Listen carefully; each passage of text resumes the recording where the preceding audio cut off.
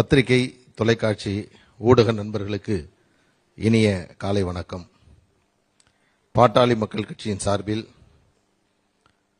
19வது வேளாண் நிழல் நிதிநிலை அறிக்கை இன்று பாட்டாளி மக்கள் கட்சியினுடைய தலைவர் மரியாதைக்குரிய மருத்துவர் அன்புமணி ராமதாஸ் அவர்கள் வெளியிட இருக்கிறார். முதல் பிரதியை வழக்கம் போல பத்திரிகையாளர்கள் நீங்கள் உங்களில் ஒருவர் பெற்றுக்கொள்ள இருக்கிறார்கள். இந்த தருணத்தில் இந்த நிகழ்ச்சிக்கு வருகை தந்திருக்கக்கூடிய அனைத்து ஊடக நண்பர்களையும், பத்திரிகையாளர்களையும், தொலைக்காட்சி நண்பர்களையும் அன்போடு வருக வருக என்று வரவேற்கின்றோம். பாட்டாளி மக்கள் கட்சி தமிழ்நாட்டில் ஒரு ஆக்கப்பூர்வமான எதிர்க்கட்சியாக, அரசியல் இயக்கமாக இதுவரையில் செயல்பட்டு வந்தது என்பதை நீங்கள் அறிவீர்கள். நினைத்து பார்க்க முடியாத ஒரு சாதனையை, ஒரு வருடம் கூட இடைவெளி இல்லாமல் 19 ஆண்டுகள் தொடர்ச்சியாக இந்த வேளாண் நிழல் நிதிநிலை அறிக்கை வெளியிடப்பட்டிருக்கிறது. இதில் இருக்கக்கூடிய செய்திகளை மருத்துவர் அன்புமணி ராமதாஸ் அவர்கள் உங்களிடத்திலே சொல்ல இருக்கின்றார்கள். இந்த நிழல் நிதிநிலை அறிக்கை வெளிவந்த பிறகுதான் தமிழ்நாட்டில் விவசாயத்திற்கென்று தனி ஒரு பட்ஜெட் போடப்பட்டு அது வந்தது. அதற்கு காரணம் பாட்டாளி மக்கள் கட்சி. அதே போன்று இன்றைக்கு பாசனத்துறை அமைச்சராக மரியாதைக்குரிய மாண்புமிகு புஷி ஆனந்த் அவர்கள் இருக்கிறார். அப்படி ஒரு அமைச்சகம் உருவாக்க வேண்டும் என்ற ஒரு ஆலோசனையை வழங்கியதும் இது போன்ற ஒரு நிதிநிலை அறிக்கையின் மூலமாகத்தான் வெளியிடப்பட்டிருக்கிறது. இன்னும் ஏராளமான ஆலோசனைகளை நாங்கள் ஆண்டுதோறும் வழங்கியிருக்கிறோம். இதற்கு முன்பாக இது போன்ற அறிக்கைகளை வெளியிட்டு அதற்கு பிறகு அரசாங்கத்தில் இருக்கக்கூடிய அதிகாரிகளுக்கும் அமைச்சர்களுக்கும் கொடுப்பதுதான் வழக்கம். ஆனால் இந்த ஆண்டு முதன்முறையாக மருத்துவர் அன்புமணி ராமதாஸ் அவர்கள் இந்த வேளாண் நிழல்நிலை அறிக்கை வருவதற்கு முன்பாகவே பாசனத்துறை அமைச்சரை சந்தித்து தமிழ்நாட்டில் இருக்கக்கூடிய ஒட்டுமொத்த பாசனத்துறையையும் மேம்படுத்துவதற்கான ஆக்கப்பூர்வமான ஆலோசனைகளை வழங்கியிருக்கிறார் என்பதை நீங்கள் எல்லாம் நன்கு அறிவீர்கள். வழக்கம் போல பாட்டாளி மக்கள் கட்சியினுடைய செய்தி என்றால் அதை வெளியிட்டு வரக்கூடிய நீங்கள் இதனுடைய முக்கியத்துவத்தை உணர்ந்து ஒரு சிறப்பு செய்தியாக இந்த தருணத்தில் தமிழகத்தினுடைய நலன் சார்ந்து, விவசாயம் சார்ந்து, பாசன திட்டங்கள் தொடர்பாக நீங்கள் வெளியிட வேண்டுமாய் அன்போடு கேட்டு இந்த நிகழ்ச்சியை இப்பொழுது தொடங்குகின்றோம். முதலாவதாக நிழல் நிதிநிலை அறிக்கையை பாட்டாளி மக்கள் கட்சியினுடைய தலைவர் மரியாதைக்குரிய மருத்துவர் அன்புமணி ராமதாஸ் அவர்கள் வெளியிடுகிறார். முதல் பிரதியை ஊடக நண்பர்கள் சார்பில் சகோதரி அவர்கள் பெற்றுக்கொள்ள அன்போடு அழைக்கின்றோம்.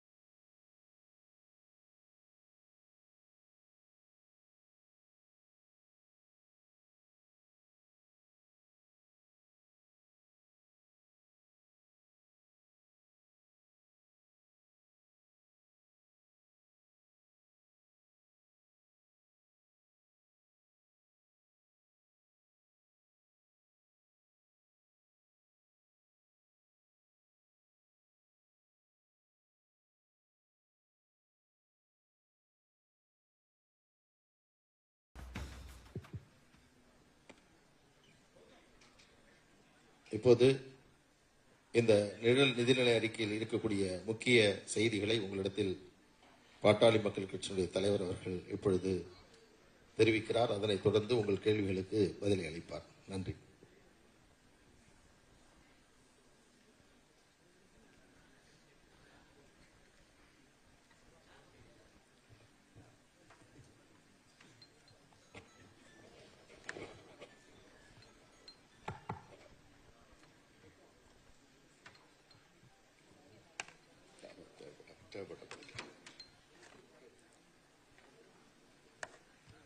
அன்பு ஊடக நண்பர்களுக்கு வணக்கம். பாட்டாளி மக்கள் கட்சியின் 19வது நிழல் வேளாண் நிதிநிலை அறிக்கை இன்று வெளியிடப்பட்டிருக்கிறது. இந்த நிகழ்ச்சிக்கு தாமதமாக வந்ததற்கு மன்னிக்கவும். வேர்ல்ட் கப் ஃபுட்பால் காலையில் 6 மணி வரைக்கும் பார்த்துட்டு இருந்தேன். ஸ்பெயின் ஜெயிக்கும்னு வேர்ல்ட் கப் தொடங்குவதற்கு முன்பே நான் சொல்லிட்டேன். ஆனாலும் மெஸ்ஸி என்னுடைய ஃபேவரட் பிளேயர் இப்போதைக்கு.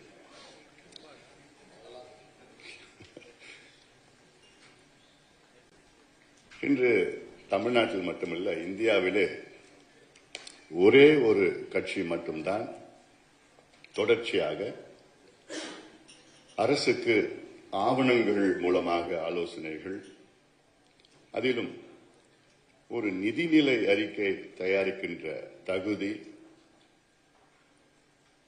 ஆட்சிக்கு வருவதற்கு முன்பாக செய்வதென்றால் அது ஒரு பெரிய ஒரு காரியம்.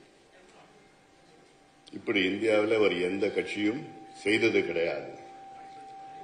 அதுவும் தொடர்ந்து வேளாண் நிழல் நிதிநிலை அறிக்கை மற்றும் தமிழ்நாட்டில் உள்ள நிழல் நிதிநிலை அறிக்கை, தமிழ்நாட்டுடைய ஷேடோ பட்ஜெட், தமிழ்நாட்டினுடைய அக்ரிகல்ச்சரல் ஷேடோ பட்ஜெட். 19 வருஷமா வேளாணுக்கு நாங்கள் நிழல் நிதிநிலை அறிக்கை தயாரித்து வருகின்றோம். எங்களுடைய இந்த அழுத்தத்தின் காரணத்தால் தான் கடந்த திமுக ஆட்சியில முதல் முறையாக வேளாண் துறைக்கு தனியாக நிதிநிலை அறிக்கை அறிவித்தார்கள். இது எங்களுடைய கொள்கை, எங்களுடைய அழுத்தம். தொடர்ந்து இவ்வளவு ஆண்டு காலமாக செய்த செயலில்தான் தமிழ்நாட்டுக்கு இப்பொழுது நிதிநிலை அறிக்கை வேளாண் துறைக்கு வந்ததுக்கு காரணமே முழுமையாக பாட்டாளி மக்கள் கட்சி என்ற எங்களுக்கு அந்த பெருமை இருக்கிறது. இப்போ நாங்கள் இந்த நிழல் நிதிநிலை அறிக்கையில் சொல்கின்ற செய்திகள் எல்லாம் தமிழக அரசுக்கு பல்வகையான ஆலோசனைகளை நாங்கள் வழங்கிக் கொண்டிருக்கின்றோம்.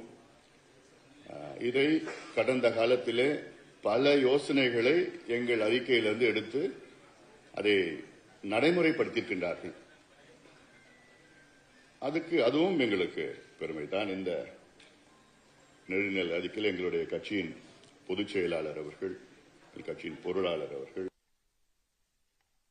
தலைவர் ஆலயமணி அவர்கள், செயலாளர் முன்னாள் சட்டமன்ற உறுப்பினர் வேலுச்சாமி அவர்கள், சமூக நீதி பேரவையின் தலைவர் வழக்கறிஞர் பாலு அவர்கள், பசுமை தாயத்தின் செயலாளர் அருள் அவர்கள், மாநில தேர்தல் பணிக்குழு தலைவர் நம்முடைய ஜெயராமன் அவர்கள், பசுமை தாயத்தின் இணை செயலாளர் ராதா அவர்கள் உள்ளிட்ட இங்கே வருகை தந்திருக்கின்ற நிர்வாகிகளுக்கும் ஊடக நண்பர்களுக்கும் மீண்டும் என்னுடைய பணிவான வணக்கங்கள். தேர்தல் முடிந்து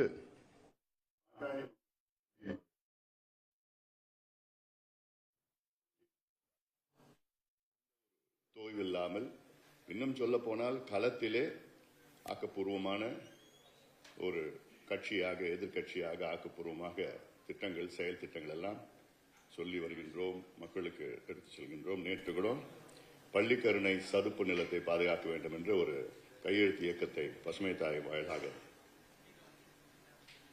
அதை நாங்கள் அந்த இயக்கத்தை தொடங்கியிருக்கின்றோம்.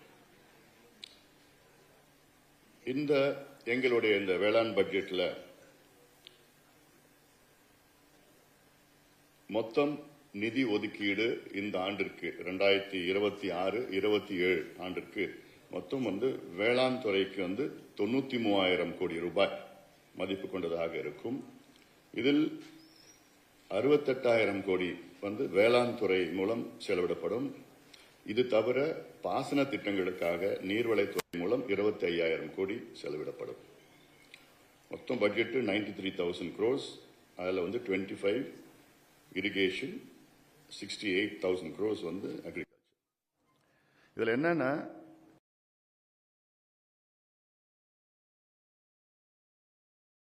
மொத்தம் தமிழ்நாட்டு வேளாண் துறைக்கு ஒதுக்கீடு என்பது 15,230 கோடி தான். ஒரு பட்ஜெட் போடுறாங்க, தனியா ஒரு பட்ஜெட் போடுறாங்க. அந்த பட்ஜெட்டுக்கு வெறும் 15,000 கோடி ரூபாய் வேளாண் துறைக்கு ஒதுக்கீடு செய்து அது ஒரு பட்ஜெட்டை போடுறாங்க. அப்புறம் எதுக்கு ஒரு பட்ஜெட்டை போடணும் தனியா? அதாவது வேளாண் துறைக்கு எப்படி பட்ஜெட் இருக்கணும்னா, மொத்தம் பட்ஜெட்ல 25%, 25 விழுக்காடு மொத்தம் பட்ஜெட்ல இருக்கணும், நிதிநிலை அறிக்கையில் இருக்கணும். எங்களுடைய உத்தேச நிதிநிலை அறிக்கை இந்த ஆண்டு 6 லட்சம் கோடி உத்தேச. அதுல கிட்டத்தட்ட 25 விழுக்காடு என்பதால் அது 1.5 லட்சம் கோடி வேளாண் துறைக்கு, அதை சார்ந்த துறைகள் எல்லாம் ஒதுக்கீடு செய்யணும். அதுக்கு எப்படி வரணும்னு சொல்றேன் நான். இதுல வேளாண் துறைக்கான நிதி ஒதுக்கீட்டில் 13,000 கோடி உழவர்கள் இடுபொருள் மானியத்திற்கு செலவிடப்படும். வேளாண் கட்டமைப்பு, வேளாண் கல்வி மற்றும் ஆராய்ச்சி கட்டமைப்புகளை மேம்படுத்தும் திட்டங்களுக்கு 25,000 கோடி செலவிடப்படும். பயிர் காப்பீடு உள்ளிட்ட பிற திட்டங்களுக்கு 30,000 கோடி செலவிடப்படும். இதுதான் பிரேக்கப் இல்லை வேளாண் துறைக்கு. இதுல மொத்தம் பாத்தீங்கன்னா நான் சொன்னது 6 லட்சம் கோடியில் 1.5 lakh crores, 1.5 லட்சம் கோடி வேளாண் துறைக்கும் அதை சார்ந்த துறைக்கும். பாத்தீங்கன்னா நடப்பாண்டில் நிதிநிலை அறிக்கையில் 6 லட்சம் கோடியில் 1.5. வேளாண்மை நீர்வளத்திற்கு மட்டும் 93,000 கோடி ஒதுக்கீடு செய்யப்பட்டுள்ள நிலையில் வேளாண்மை சார்ந்த கால்நடைத்துறை, பால்வளத்துறை, மீன் வளத்துறை, கூட்டுறவு துறை, உணவுத்துறை, ஊரக வளர்ச்சித்துறை ஆகியவற்றில் வேளாண்மை சார்ந்த பணிகளை மேற்கொள்வதற்காக மட்டும் 57,000 கோடி ஒதுக்கீடு செய்யப்பட்டுள்ளது. இது அந்த மொத்தத்தையும் சேர்த்து மொத்தமா 1.5 lakh crores. இதுல என்னன்னா குறுவை சாகுபடிக்காக இப்போ உங்களுக்கு தெரியும், மேட்டூர் அணை ஜூன் 12ஆம் தேதி திறக்க முடியல. இன்னைக்கு வரைக்கும் திறக்கல. இன்னைக்கு ஜூலை 20, இன்னைக்கு வரைக்கும் திறக்க முடியல. இது குறுவை சாகுபடி கடந்த மாதம் செஞ்சிருக்கணும், அது செய்யல. கொஞ்சம் தான். கடந்த ஆண்டு 6 லட்சம் ஏக்கர், இன்னைக்கு இந்த வருஷம் 2 லட்சம் ஏக்கர் கூட போகாது. அடுத்த மாசத்துல பாத்தீங்கன்னா சம்பா தயார் நிலையில இருப்பாங்க, தயார்படுத்திட்டு இருப்பாங்க சாகுபடிக்கு. ஆனால் இப்போ குறுவை சாகுபடிக்கு செலவு கருத்தில் கொண்டு ஏக்கருக்கு 5,000 சிறப்பு மானியம் வழங்கப்படும். குறுவை சாகுபடிக்கு ஒரு ஏக்கருக்கு. நிலத்தடி நீர் ஆதாரம் இல்லாத பகுதிகளில் குறுவை சாகுபடி மேற்கொள்ளப்படாததால் ஏற்படும் இழப்பை கருத்தில் கொண்டு உழவர்களுக்கு ஏக்கருக்கு 10,000 ரூபாய் வழங்கப்படும். அதாவது அதில் நீர் வராத பகுதியில் உழவர்களுக்கு ஏக்கருக்கு 12,000 இடுபொருள் மானியம் வழங்கப்படும். அதிகபட்சமாக 3 ஏக்கருக்கு 36,000 வழங்கப்படும். இது எல்லா பட்ஜெட்டிலும் நாங்கள் சொல்லிட்டு தான் வரோம். 12,000 ரூபாய் ஒவ்வொரு உழவருக்கும் கொடுக்கணும். ஒரு ஏக்கருக்கு 3 ஏக்கருக்கு 36,000. இது இல்லாம மத்திய அரசு கொடுக்கிற 6,000 சேர்த்தா 42,000 ரூபாய் வரும். முக்கியமான எங்க பட்ஜெட்ல முக்கியமானது என்னன்னா, பயிர்க்கடன் முழுமையாக தள்ளுபடி. அரசே கடனை செலுத்தும். கூட்டுறவு வங்கிகளில் இருந்து உழவர்கள் வாங்கிய பயிர்க்கடன்கள் முழுமையாக தள்ளுபடி செய்யப்படும். இதற்கான தொகையை அரசே வெளிச்சந்தையில் இருந்து கடனாக வாங்கி கூட்டுறவு வங்கிகளுக்கு செலுத்தும். இது ஒரு 4 தவணையா செலுத்துவோம். ஏன்னா அந்த கடனை தமிழ்நாடு அரசு ஏத்துக்கும். அதை ஒரு 3-4 தவணையாக நாங்கள் வங்கிகளுக்கு நாங்கள் செலுத்தி விடுவோம். இதைத்தான் இப்ப இருக்கிற அரசு, முதலமைச்சர் விஜய் அவர்கள் செய்ய வேண்டும். இதுதான் தமிழ்நாட்டில் உள்ள அத்துணை உழவர்களுடைய முதன்மை கோரிக்கை இருக்கிறது. அது இல்லாமல் பொதுத்துறை வங்கிகளில் சிறு மற்றும் குறு விவசாயிகள் வாங்கிய பயிர்க்கடன்களில் 1 லட்சம் வரையிலான தொகையை அரசே ஏற்றுக்கொண்டு நேரடியாக செலுத்தும். இப்போ மகாராஷ்டிராவில் 5 லட்சம் உழவர்களுக்கு பயனுள்ளதாக 36,000 கோடி அதில் வந்து தள்ளுபடி பண்ணியிருக்காங்க. அங்கே வந்து கூட்டுறவு மட்டுமில்ல, வங்கி கடன், தேசிய வங்கி கடன் எல்லாம் அதில் வாங்கின அத்தனை கடன்களும் பொது வங்கிகள் வாங்கின கடன். அதே போன்று இங்கே நாங்களும் வந்து பொதுத்துறை வங்கிகளில் பெற கடனில் 1 லட்சம் வரைக்கும் நாங்கள் அரசு கட்டோம். கூட்டுறவு வங்கிகளில் உழவர்கள் பெறும் குறுகிய கால கடன்களுக்கு 10 விழுக்காடு மானியம் வழங்கப்படும். 1 லட்சம் கடன் வாங்கினால் 90,000 திருப்பி செலுத்தினால் போதும். இதுக்கு பிறகு கூட்டுறவு வங்கிகள் பிறகு வாங்கிய கடன்களை.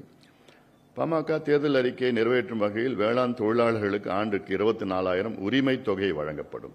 இது 3 தவணைகளில் வழங்கப்படும். ஏன்னா கடந்த ஆட்சியில் பெண்களுக்கு உரிமை தொகை வழங்கினார்கள். இப்போ உழவர்களுக்கு உரிமை தொகை வழங்கப்படும். எங்களுடைய பட்ஜெட்டில் அதில் வந்து கிட்டத்தட்ட 24,000 ரூபாய் 3 தவணையாக. உழவர்களின் வாரிசுகளுக்கு முதுநிலை பட்டப்படிப்பு வரை இலவச கல்வி வழங்கப்படும். தனியார் கல்வி நிறுவனங்களில் பயிலும் மாணவர்களுக்கு இக்கட்டணத்தை அரசே செலுத்தும். அதாவது 2023, 24, 25 ஆகிய ஆண்டுகளில் வேளாண் துறை வீழ்ச்சி அடைந்ததால் தமிழ்நாட்டில் ஒட்டுமொத்த பொருளாதார உற்பத்திக்கு ஜிஎஸ்டிபியில் அத்துறையின் பங்களிப்பு வெறும் 2.99 விழுக்காடாக குறைந்திருக்கிறது. அதாவது அக்ரிகல்ச்சரல் செக்டருடைய ஜிஎஸ்டிபி கான்ட்ரிபியூஷன் வந்து பார்த்தீங்கன்னா வெறும் 2.99% தான் லாஸ்ட் ஒரு 2-3 இயர்ஸ்ல. அதாவது தமிழ்நாட்டில் 3/2 பங்கு மக்கள் வேளாண் துறை சார்ந்தவர்கள், உழவர்கள் மற்றும் உழவுத்துறையை சார்ந்தவர்கள். அதாவது nearly 63% of the people of Tamil Nadu are agricultural or agriculture related. ஆனால் அவங்களுடைய GSDP contribution, cross state domestic produce contribution வந்து ஒரு 2.99%. இது எவ்வளோ, அதாவது அப்போ அவங்களுக்கும் இது ஒண்ணுமே இல்லை, வளர்ச்சி இல்லை, தமிழ்நாட்டுக்கும் வளர்ச்சி இல்லை. பாட்டாளி மக்கள் கட்சி எங்களுடைய நிலைப்பாடு அந்த 2.99% இருந்து 20% வந்து இன்க்ரீஸ் ஆகணும். இது கொஞ்சம் கடினமானது தான். ஆனாலும் அடுத்த 3 வருஷத்துல 20% இன்க்ரீஸ் ஆகிற மாதிரி எங்களுடைய இலக்கு நாங்கள் வைத்திருக்கின்றோம். வேளாண் துறை லாபகரமாக மாற்றுதல், ஆண்டிற்கு குறைந்தது 6 விழுக்காடு வளர்ச்சியை எட்டுதல் ஆகியவற்றை மேற்கொள்ள வேண்டிய நடவடிக்கைகள் குறித்து பரிந்துரை வல்லுநர் குழு அமைக்கப்படும். இப்போ இன்னைக்கு வந்து வேளாண் துறைன்னு பார்த்தீங்கன்னா வெறும் 3%, 2%. இன்ஃபேக்ட் லாஸ்ட் 2 இயர்ஸ் திமுக ஆட்சியில் -3%, -2.5% போச்சு வேளாண் வளர்ச்சி. கடைசி அதாவது 2022, 23, 24 2 வருஷமும் மைனஸ்ல போச்சு வேளாண் வளர்ச்சி. கடைசி வருஷம் மட்டும்தான் ஏதோ கொஞ்சம் மேல போயிருக்கு. ஆனாலும் எங்களுடைய இலக்கு வந்து 6% growth இருக்கணும், அக்ரிகல்ச்சரல் growth இருக்கணும். முக்கியமான கோரிக்கை, இது உழவர்கள் காலகாலமாக வைக்கிற கோரிக்கை, நெல் கொள்முதல் விலை குவிண்டாலுக்கு 3,500 ரூபாய். 100 கிலோ நெல் வந்து 3,500 ரூபாய்க்கு கொடுக்கணும். இப்போ வந்து 2,500 ரூபாய் தான் விவசாயிகளுக்கு கிடைக்கிறது. அதே மாதிரி கரும்புக்கு டன்னுக்கு வந்து 5,000 ஒரு டன்னுக்கு உயர்த்தப்படும். இப்போ கரும்புக்கு 3,500 தான் கொடுத்துட்டு இருக்கிறாங்க. வேளாண் விளைபொருட்கள் கொள்முதல் செய்வதற்காக தனி வாரியம் ஏற்படுத்தப்படும். இது முக்கியமானது, தனி வாரியம் கொள்முதல். ஏன்னா அத்தனை விளைபொருட்களுக்கும் கொள்முதல் ஆணையம், தனி வாரியம். நெல் உள்ளிட்ட விளைபொருட்கள் கொள்முதல் செய்ய 6,000 நிலையங்கள் அமைக்கப்படும் புதியதாக. ஏன்னா இப்போ இன்னைக்கு டெல்டால நீங்க போனீங்கன்னா கூட அங்கங்க கொட்டி வச்சிருக்கிறாங்க மூட்டைங்களை. பாதுகாப்பு கூட இல்லை, அந்த மூட்டை ஷீட்டு கூட கிடையாது. இப்போ மழை பெஞ்சதுன்னா அவ்வளோதான், முடிஞ்சு போச்சு. கடந்த ஆண்டு நம்ம பார்த்தோம், கும்பகோணத்தில் கிட்டத்தட்ட 36,000 மூட்டை நெல் அப்படியே ரயில்வே ஸ்டேஷன்லேயே அப்படியே மக்கி முளைச்சிருக்கு.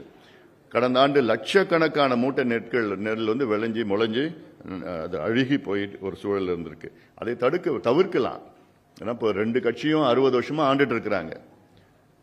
நான் சொல்லியிருக்கேன்ல, இவங்க இந்த திராவிட கட்சிகள் தமிழ்நாட்டுக்கு, அதாவது தமிழ்நாட்டில் மிகப்பெரிய அவங்களால தோல்வி என்பது நீர் பாச திட்டம் ஒன்று, 2வது என்பது கொள்முதல் செய்கின்ற விளைபொருட்களை பாதுகாக்க முடியாத ஒரு கட்டமைப்பு இல்லாத ஒரு சூழல்.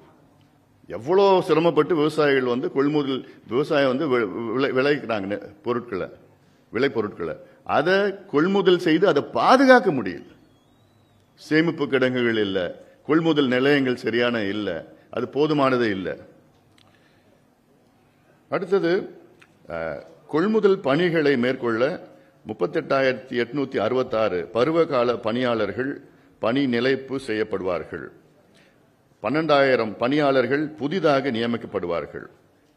அல்லாமல் தமிழ்நாட்டில் அனைத்து வகையான வேளாண் விளைபொருட்களையும் அரசே கொள்முதல் செய்வதை கட்டாயமாக்கும் வகையில் வேளாண் விளைபொருட்கள் கொள்முதல் விலை நிர்ணயம் மற்றும் கொள்முதல் சட்டம் 2026 இயற்றப்படும். இது ஒரு சட்டம் ஒன்று. ஏன்னா இந்த சட்டம் ஏற்றிட்டா விவசாயிகளுடைய அத்துணை விளைபொருட்களும் அரசாங்கமே கொள்முதல் செய்யலாம். அது கொள்முதல் செய்யணும்னா அதுக்கு தனியா முதல்ல குறைஞ்சபட்ச ஆதரவு விலை ஒன்னொன்னுத்துக்கும் நம்ம நிர்ணயம் பண்ணணும். இப்போ மத்திய அரசு நிர்ணயம் பண்ணியிருக்கிறது ஒரு சில பொருட்கள் தான். எங்களுடைய நோக்கம் ஈவன் காய்கறிக்கு பண்ணணும், பூக்கு பண்ணணும், அத்துணை விளைபொருட்களுக்கும் விலை நிர்ணயம் குறைந்தபட்ச ஆதரவு விலை. சிலது மினிமம் சப்போர்ட் பிரைஸ்ன்னு இல்லை, சிலது கொஞ்சம் அது ஒரு பிரைசிங் இண்டெக்ஸ் ஒன்று பண்ணணும். அதுக்கு ஒரு சட்டம் கொண்டு வரணும். வேளாண் சிறப்பு பொருளாதார மண்டலம், வேளாண் சார்ந்த தொழிற்சாலைகள் ஆகியவற்றை அமைக்க முதலீடு திரட்டும் நோக்குடன் வேளாண் துறை முதலீட்டாளர்கள் மாநாடு நடத்தப்படும். இப்போ டிஎம்கே கவர்மெண்ட்ல 2022 உலக முதலீட்டாளர்கள் மாநாடு நடத்தினாங்க. அதில் கிட்ட ஒரு 4 லட்சம் கோடி புரிந்துணர்வு ஒப்பந்தம் போடப்பட்டது. அவ்வளவுதான், இன்வெஸ்ட்மெண்ட்லாம் அது வரல. அவங்க கடைசியில் திமுகவில் 12,16,000 கோடி எல்லாமே முதலீடு வந்துடுச்சுன்னு சொன்னாங்க. அப்புறம் நாங்கள் ஒரு பொய் முதலீடுன்னு ஒரு புத்தகம் போட்டோம். அதில் தெளிவாக சொல்லிட்டோம், 98,000 கோடி தான் ஆக்சுவல் முதலீடு இன்வெஸ்ட்மெண்ட் வந்திருக்கு.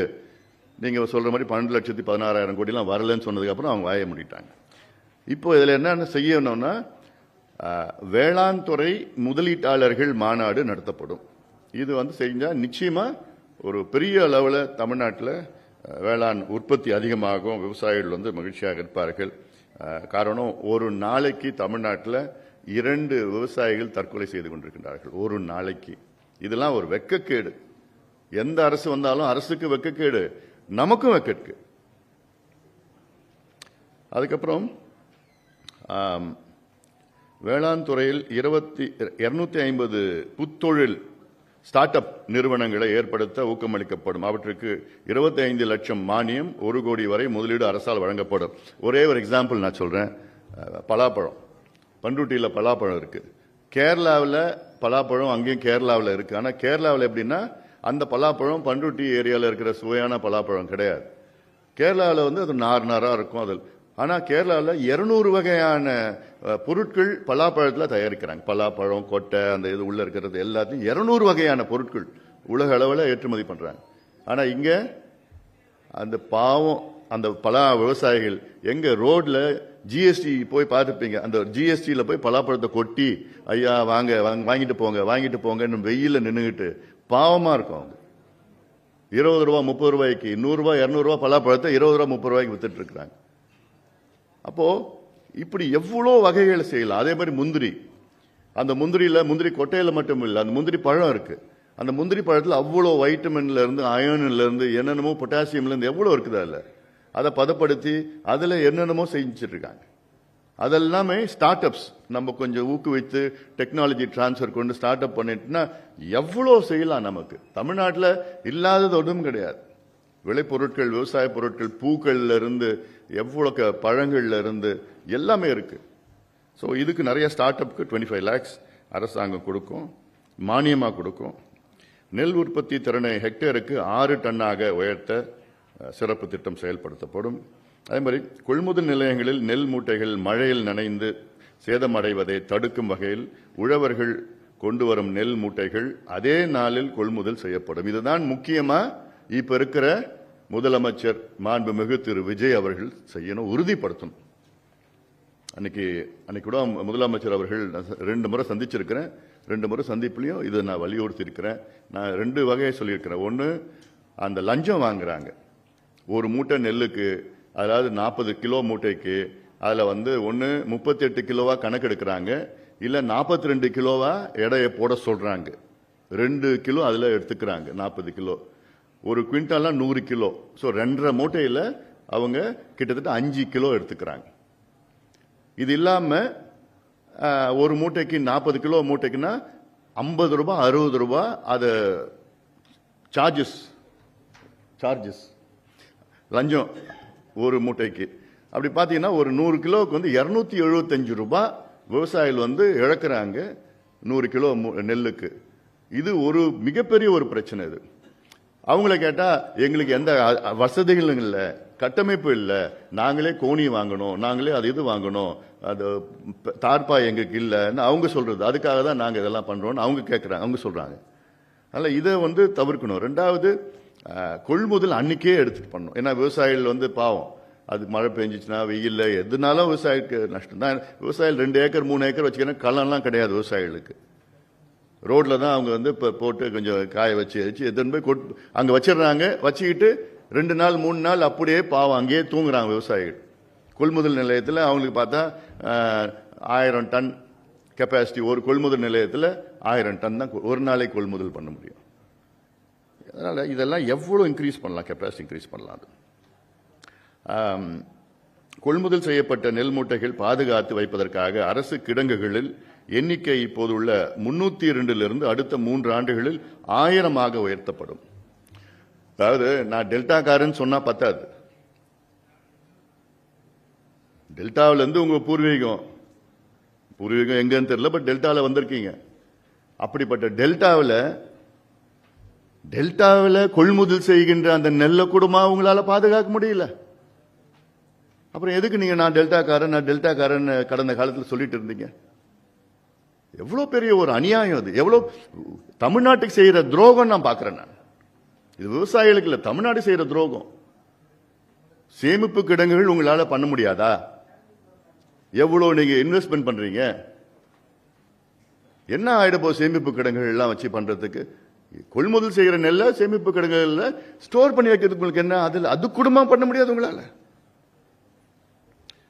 காய்கறிகள், பழங்கள், மலர்கள் உள்ளிட்ட வேளாண் விளைபொருட்களை வீணாக்காமல் பாதுகாக்க வைத்த வட்டங்களிலும் குளிர்பதின கிடங்குகள் அமைக்கப்படும். கோல்ட் ஸ்டோரேஜ் இதெல்லாம் இது அரவுண்ட் ஆல் அக்ராஸ் தமிழ்நாடு, முக்கியமா கிருஷ்ணகிரி, இந்த தளி கிளி எல்லாம் இருக்குது.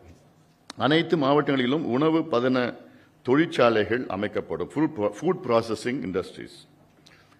ஆமா, நெல் கொள்முதல் அளவு 70 லட்சம் டன்னாக அதிகரிக்கப்படும். தமிழ்நாட்டில் அப்ராக்சிமேட்டா இன் அ குட் ஹார்வெஸ்ட் இயர்னா 120 லட்சம் டன் நெல் விளையும். அதுல அரசு 40 லட்சம் டன்னு தான் கொள்முதல் செய்யும். மீதி இருக்கிற 80 லட்சம் டன் தனியார் கொள்முதல் செய்வாங்க.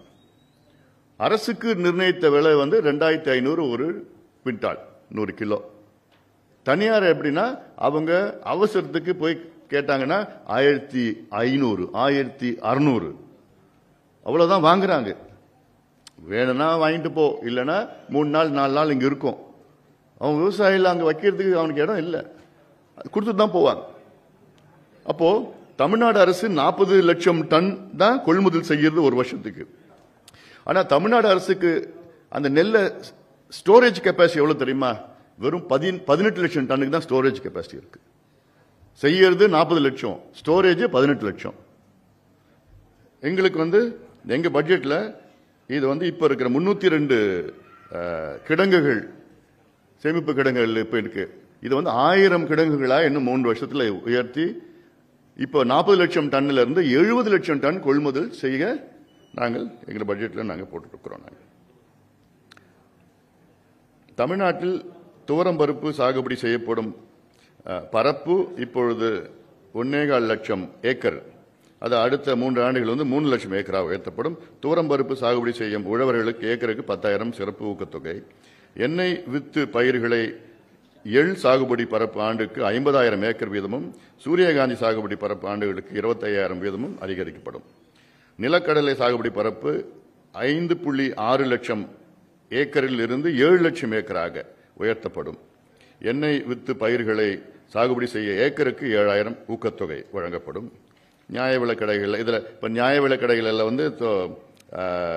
நாட்டு சக்கரை கொள்முதல் செய்கிற நாட்டு சக்கரை மானிய விலைகளில் அங்கே நியாய விலைக்கடைகளில் கொடுக்கும். ஏன்னா இது ஒரு ஹெல்தி ஹெல்தி ஒரு ஃபுட் இது, கொஞ்சம் கண்டென்ட் அயன் கண்டென்ட்லாம் இருக்குல்ல. நல்லெண்ணெய், கடலெண்ணெய், தேங்காய் எண்ணெய் ஆகிய நியாய விலைக்கடைகளின் மூலம் மானிய விலையில் வழங்கப்படும். காவிரி மேகதாது அணை கட்டுப்படுவது தடுக்கப்படும். இது நான் ஏற்கனவே நான் உங்ககிட்ட சொல்லிட்டேன். நான் let's not go deep into this. ஏன்னா இது எல்லா வகையான சட்ட போராட்டம், நீதி போராட்டம், அரசியல் போராட்டம் எல்லாமே செய்யணும். இதற்கு முதலமைச்சர் ஒரு அனைத்து கட்சி கூட்டத்தை உடனடியாக கூட்டணும். இந்த பட்ஜெட் செஷன் முடிட்டு கூட்டணும். கூட்டி பிரதமர்கிட்ட எங்களை எல்லாம் அழைச்சிட்டு போகணும். எம்பிஸ், எம்எல்ஏஸ் எல்லாரையும் அழைச்சிட்டு போகணும். போய் ப்ரெஷர் கொடுக்கணும், அழுத்தம் கொடுக்கணும். ஒரு பக்கம் அரசியல் அழுத்தம் கொடுத்துட்டே இருக்கணும். ஆனால் பொலிட்டிக்கல் நீதித்துறையில் கேஸ் மேல கேஸ் போடணும். என்வாயர்மெண்ட்டுக்கு ஒரு கேஸ் போடணும். ட்ரிங்கிங் வாட்டர் எங்களுக்கு குறைஞ்சிடும் ஒரு கேஸ் போடணும். ஃபாரஸ்ட் கன்சர்வேஷன் ஒரு கேஸ் போடணும். இவங்க போட்ட இன்டர்நேஷனல் அக்ரிமெண்ட்ஸ்லாம் ஒரு கேஸ், மான்ட்ரியல் இன்டர்நேஷனல் அக்ரிமெண்ட்லாம் அதுக்கு ஒரு கேஸ் போடணும். இப்படி ஒன்று ஃபார்மர்ஸ், விவசாயிகள் அங்கே ஒரு கேஸ், டவுன் ஸ்ட்ரீமில் கடைமடையில் நிறைய தொடர்ந்து வழக்கில் போட்டுட்டு இருக்கணும். முல்லை பெரியார் அணை சிக்கல் தொடர்பாக கேரள அரசுடன் பேச்சு நடத்தப்படாது. பேச்சே நடத்தக்கூடாது. போதும். சும்மா பேசி பேசி அவங்க சும்மா காலத்தை கடத்திட்டு இருக்கிறாங்க வேணுமே. அந்த பேபி டேம்ல ஒரு 15 மரம் இருக்கு, அவ்வளவுதான். அதை 8 வருஷமா அதை அப்புறப்படுத்திட்டு விடமாட்டாங்க. ஒரு 15 மரத்தை அப்புறப்படுத்தினா அது ஸ்ட்ரென்தன் பண்ணிட்டேன்னா 100 வருஷம் அது டச்சே பண்ண வேண்டாம். 152 அடி உயர்த்தலாம். இதை விடாம பார்த்துட்டு இருக்காங்க. இது ஏதோ ஒரு பண்ணிட்டு இருக்காங்க. அதனால நீர்ப்பாசன திட்டங்கள் புத்தெழுச்சியுடன் செயல்படுத்த தமிழ்நாடு நீர்ப்பாசன திட்ட செயலாக்க ஆணையம் என்ற புதிய ஆணையத்தை அமைக்கப்படும். Tamil Nadu irrigation projects executing commission. இது முக்கியமானது நீர்ப்பாசனம். ஏன்னா நான் மீண்டும் சொல்லிட்டு இருக்கிறேன், இந்த 60 வருஷமா Tamil Nadu has lost out in irrigation in a very very big வே.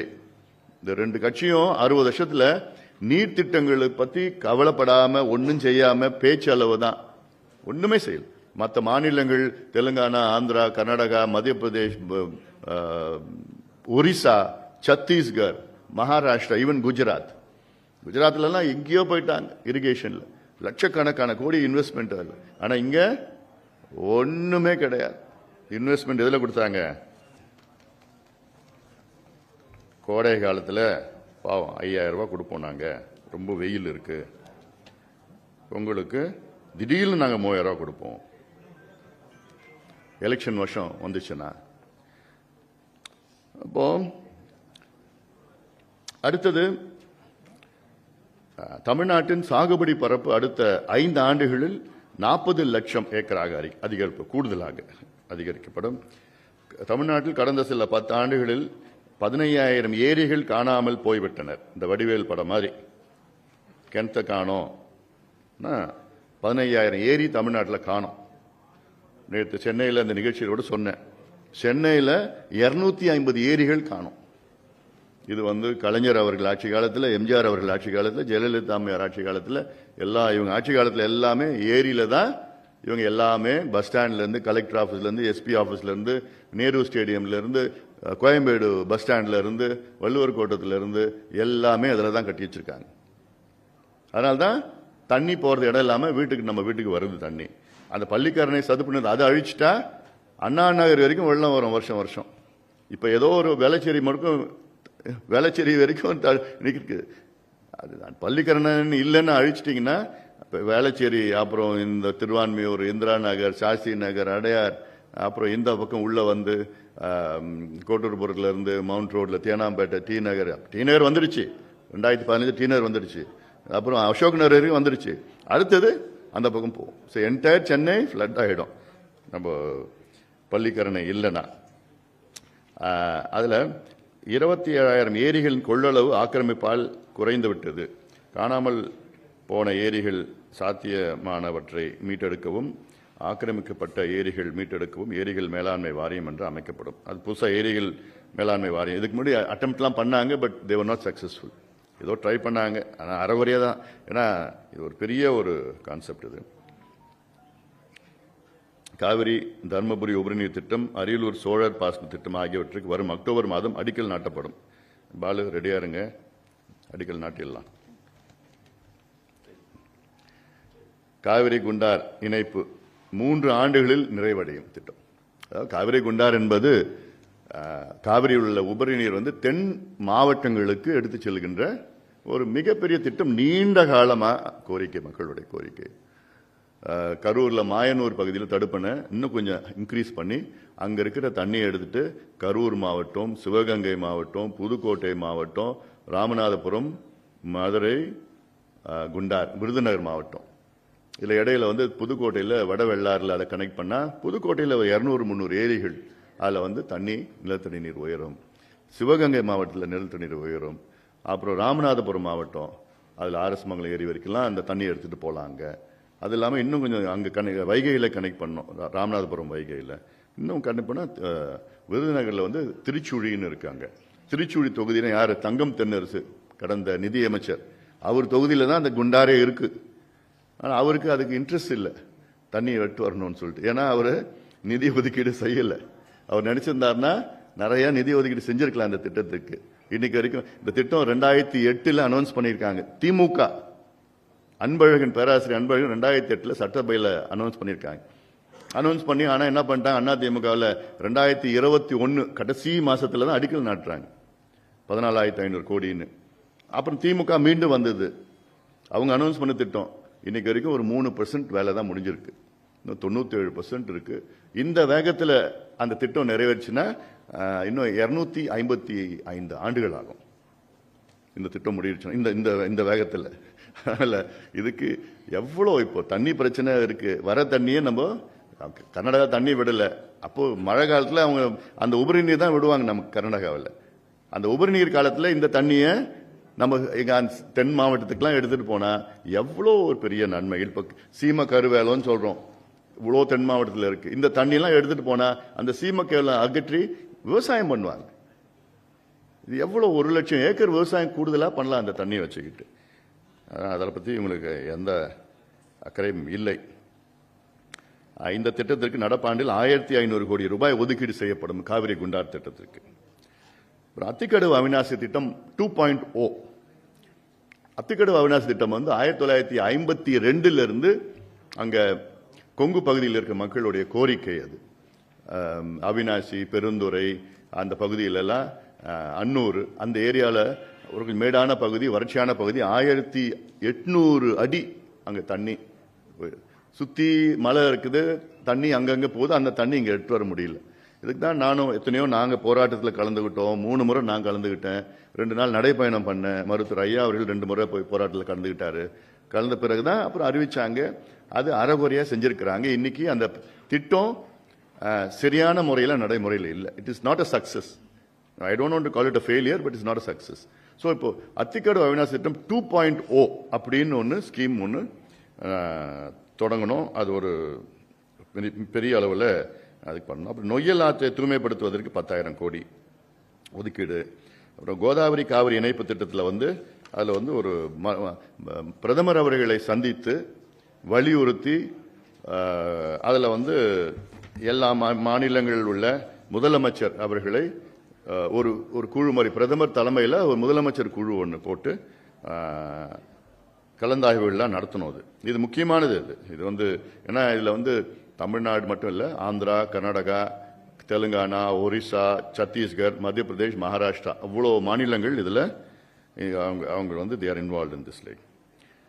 அப்புறம் வந்து இந்த நீர்ப்பாசன திட்டம் நம்ம பாலு அவர்கள் சொன்னது போன்ற, நான் தமிழ்நாடு நீர்வளத்துறை அமைச்சர் மரியாதைக்குரிய திரு ஆனந்த் அவர்களை கடந்த மாதம் சந்தித்த நேரத்தில் அவருடைய அதிகாரிகளை சந்தித்து நான் முன்கூட்டியே சொல்லியிருந்தேன், நான் வரேன், உங்கள் ஆஃபீஸ்க்கு வரேன், வந்து உங்களுடைய ஆஃபீஸர்ஸ் நான் சந்தித்து நான் பேசணும், தமிழ்நாட்டில் உள்ள நீர் திட்டங்களை பற்றி பேசணும் அப்படின்னு நான் போன உடனே அவங்க ஆஃபீஸர்ஸ் எல்லாமே இருந்தாங்க. எல்லாமே வந்து அங்கே I had a healthy discussion with their officers. கிட்டத்தட்ட ஒரு 2 மணி நேரம் டிஸ்கஷன். ஒவ்வொரு ஸ்கீம் பற்றியும் நாங்கள் பேசி இது எப்படி பண்ணலாம், என்ன பண்ணலாம். அல்டிமேட்லி என்னன்னா ஃபண்ட்ஸ் இல்லை சொன்னாங்க. ஃபண்ட்ஸ்னா இதுக்கு ஃபண்ட்ஸ் நீங்கள் கடன் வாங்குங்க. வேர்ல்ட் பேங்க்ல வந்து கிளைமேட் சேஞ்ச், குளோபல் வார்மிங்காக they have billions and billions of dollars funds வச்சிருக்கிறாங்க. இதுக்குன்னு வச்சிருக்கிறாங்க. அங்கே போய் கேட்டு இதுக்கு வாங்குங்க, ப்ராஜெக்ட்ஸ் கொடுங்க. நான் ப்ராஜெக்ட்ஸும் சொல்லி கொடுத்துருக்கிறேன். இது இல்லாமல் ATP bank, BRICS bank, NDB bank, நிறைய பேங்க்ஸ், ஏஷியாவில் இருக்கிற பேங்க்ஸ் எல்லாம் இதுக்கு கொடுக்குறாங்க.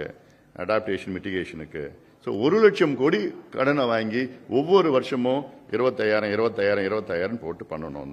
நீங்கள் பட்ஜெட்லேயும் நாங்கள் சொல்லியிருக்கிறோம். நாங்கள் அதே மாதிரி வந்து பாலார் பாசன திட்டம், பாலார் வீணாகும் நீரை பயன்படுத்திக் கொள்ளும் வகையில் நல்லாத்தூர், ஆலப்பாக்கம், பழவேலி, பாலூர், திருமுக்கூடல் ஆகிய பகுதியில் தடுப்பணைகள் கட்டணும். அதே மாதிரி காஞ்சிபுரம், பெரும்பாக்கம், உத்தரமேரூர் வட்டம், திருமுக்கூடல், செங்கல்பட்டு வட்டம், ஆலப்பாக்கம், மதுராந்தகம் வட்டம், என்எல்புரம் என 4 இடங்கள் தடுப்பணை கட்டப்படும். தென்பெண்ணை துறிஞ்சலாறு இணைப்பு, நந்தன் கால்வாய்க்காக தென்பெண்ணை துறிஞ்சலாறு இணைப்பில் வந்து தென்பெண்ணையிலேருந்து துறிஞ்சலாறுக்கு வந்து ஒரு கெனால் மூலமாக சாத்தனூர் அணையிலேருந்து எடுத்து வந்து கொடுத்தா அந்த 2 மாவட்டம், விழுப்புரம், திருவண்ணாமலை 2 மாவட்டம் வந்து நல்ல பெரிய அளவில் வந்து பயன்பெறும். அதில் குடிநீர் பிரச்சனை மட்டும் இல்லை, விவசாய பிரச்சனை இது. அப்புறம் மணல் குவாரிகள் மூடப்படும். தமிழ்நாட்டில் உள்ள புதிய மணல் குவாரிகள் தொடங்கப்படாது.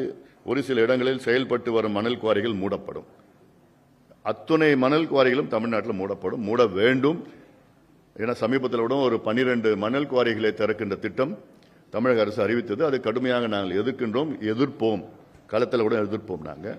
ஏன்னா அந்த மணல் குவாரிகள் அங்கே எடுக்கின்ற இடத்துல நீங்கள் தயவு செய்து தடுப்பணையில் கட்டுங்க.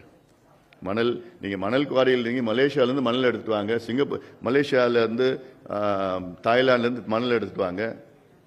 இது இல்லாமல் எம்சாண்டு இங்கே இருக்கு, பாலிசி வச்சுருக்கீங்க. எங்கே பார்த்தாலும் கிரஷரை அனுமதி கொடுத்துருக்கீங்க. அவ்வளோ உங்கள் எம்சாண்ட் கிடைக்குது. அதை பயன்படுத்திட்டு வர எதுக்கு உங்களுக்கு மணல்? இப்போ மணல் தேவைப்படுது, அது இல்லைன்னு சொல்லலை. பட் அது ஆற்றுல போய் கேரளாவில் ஏன் மணல் தடை பண்ணியிருக்காங்க? அங்கே கட்டலையா, பில்டிங் கட்டலையா? கர்நாடகாவில் ஏன் தடை பண்ணியிருக்காங்க? அவங்க நீதாரத்துக்கு பெருக்கணும், அவங்க நிலத்தடி நீர் இருக்கணும், ஆற்றை காப்பாற்றணும்னு பண்றாங்க. உங்களுக்கு அந்த உணர்வு இல்லையா? உங்களுக்கு ஆற்றை காப்பாற்றணும்னு உணர்வே இல்லையா உங்களுக்கு? அதுல கொள்ளடிச்சு அதில் ஈடியில் சொன்னிருக்காங்கல்ல 4,800 கோடி ரூபாய் கொள்ளடிச்சு வச்சிருக்கிறாங்க ஒரு வருஷத்துல. அப்புறம் இயற்கை சீற்றங்களால் பயிர்களுக்கு பாதிப்பு நிலையான நிவாரண திட்டம் நிறைய இப்போ ஒன்று வறட்சி வருது, இல்லாட்டி வெள்ளம் வருது, மாறி மாறி வந்துட்டு இருக்குது. இல்லை, இந்த திட்டத்தின்படி வறட்சியால் முழுமையாக பாதிக்கப்படும் குறுவை பயிர்களுக்கு ஏக்கருக்கு 40,000 ரூபாய், ஓரளவு பாதிக்கப்படும் பயிர்களுக்கு 25,000 ரூபாய், கரும்புக்கு 1.2 லட்சம் ஒரு ஏக்கருக்கு, நிலக்கடலை 33,000 ரூபாய், பிற பணப்பயிர்களுக்கு 1.25 லட்சம் வரை இழப்பீடு வழங்கப்படும். அப்புறம் வந்து வன விலங்குகளால் தாக்கப்படும் மனிதர்களுக்கு இழப்பீடு வழங்க புதிய கொள்கை உருவாக்கப்படும். விலங்குகள் தாக்கி உயிர் இழப்போருக்கு 25 லட்சம், முடங்கும் அளவுக்கு காயமடைபவர்களுக்கு 15 லட்சம், லேசான காயமடைபவர்களுக்கு 5 லட்சம் இழப்பீடு வழங்கப்படும். அப்புறம் வந்து வேளாண் துறையில் 50 லட்சம் புதிய வேலை வாய்ப்புகள். இது அரசாங்கம் இதுல நிறைய கவனம் செலுத்தணும். அதாவது தமிழ்நாட்டில் வேளாண் துறைக்கு வந்து 50 லட்சம் பேர் வேலை கொடுக்கிற பொட்டென்ஷியல் இருக்கு.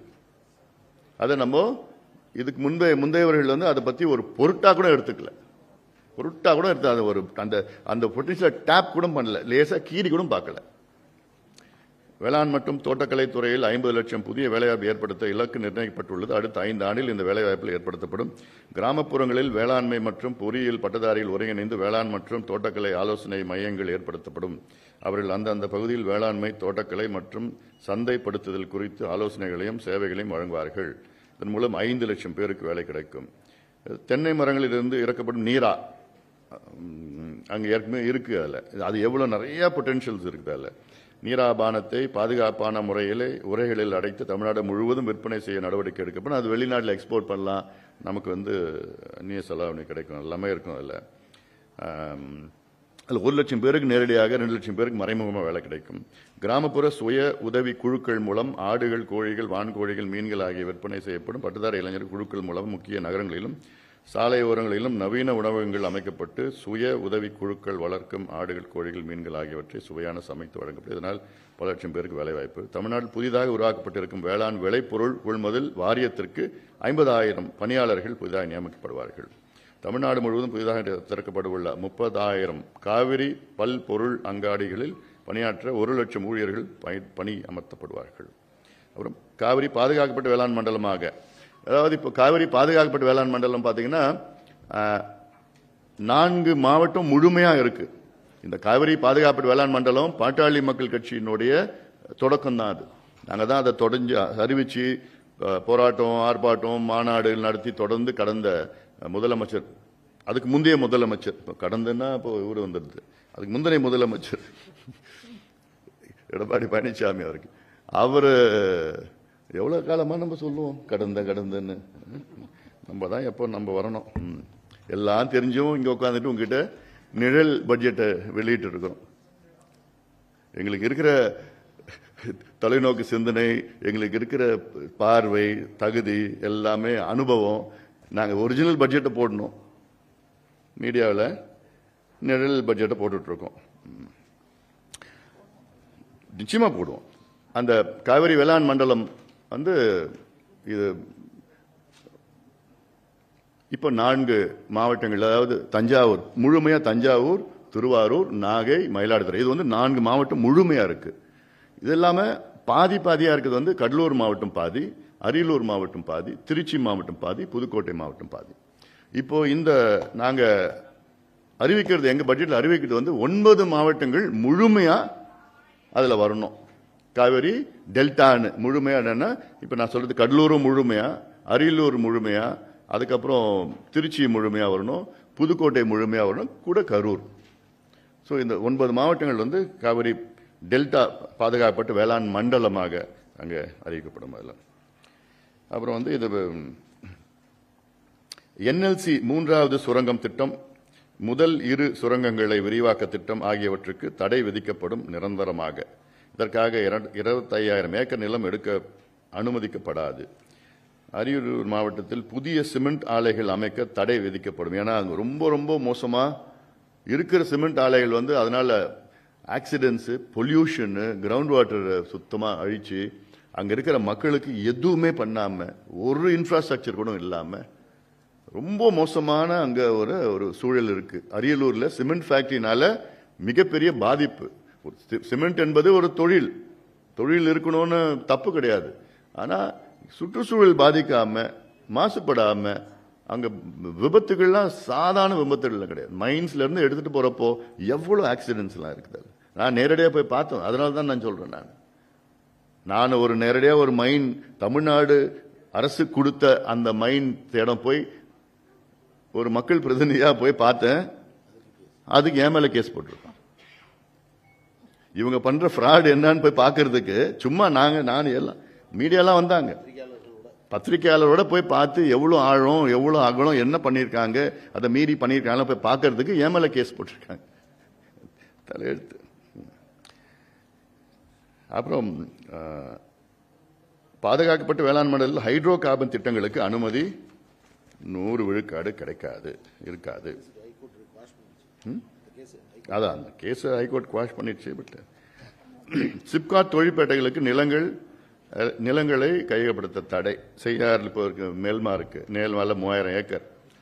அதுக்கு சிப்காட் அங்க வேண்டாம். சிப்காட் வேணும், ஆனா அந்த இடத்துல முப்போகம் விளையிற அந்த விவசாய நிலம் அது நீங்க சிப்காட் அங்க பக்கத்துல தரிசு நிலம் இருக்கு, அரசு நிலம் இருக்கு, அங்க நீங்க சிப்காட் தொடங்குங்க. சிப்காட் நல்லா வேணும், நிறைய வேணும், தொடங்குங்க. ஆனா அரசு நிலத்திலையும் தரிசு நிலத்திலையும் தொடங்குங்க. வேளாண் நிலத்தில் எங்களுக்கு வேண்டாம். சிப்காட் உள்ளிட்ட எந்த தொழில் திட்டங்களுக்கும் வேளாண் விளை நிலங்களை கையகப்படுத்தப்படாது.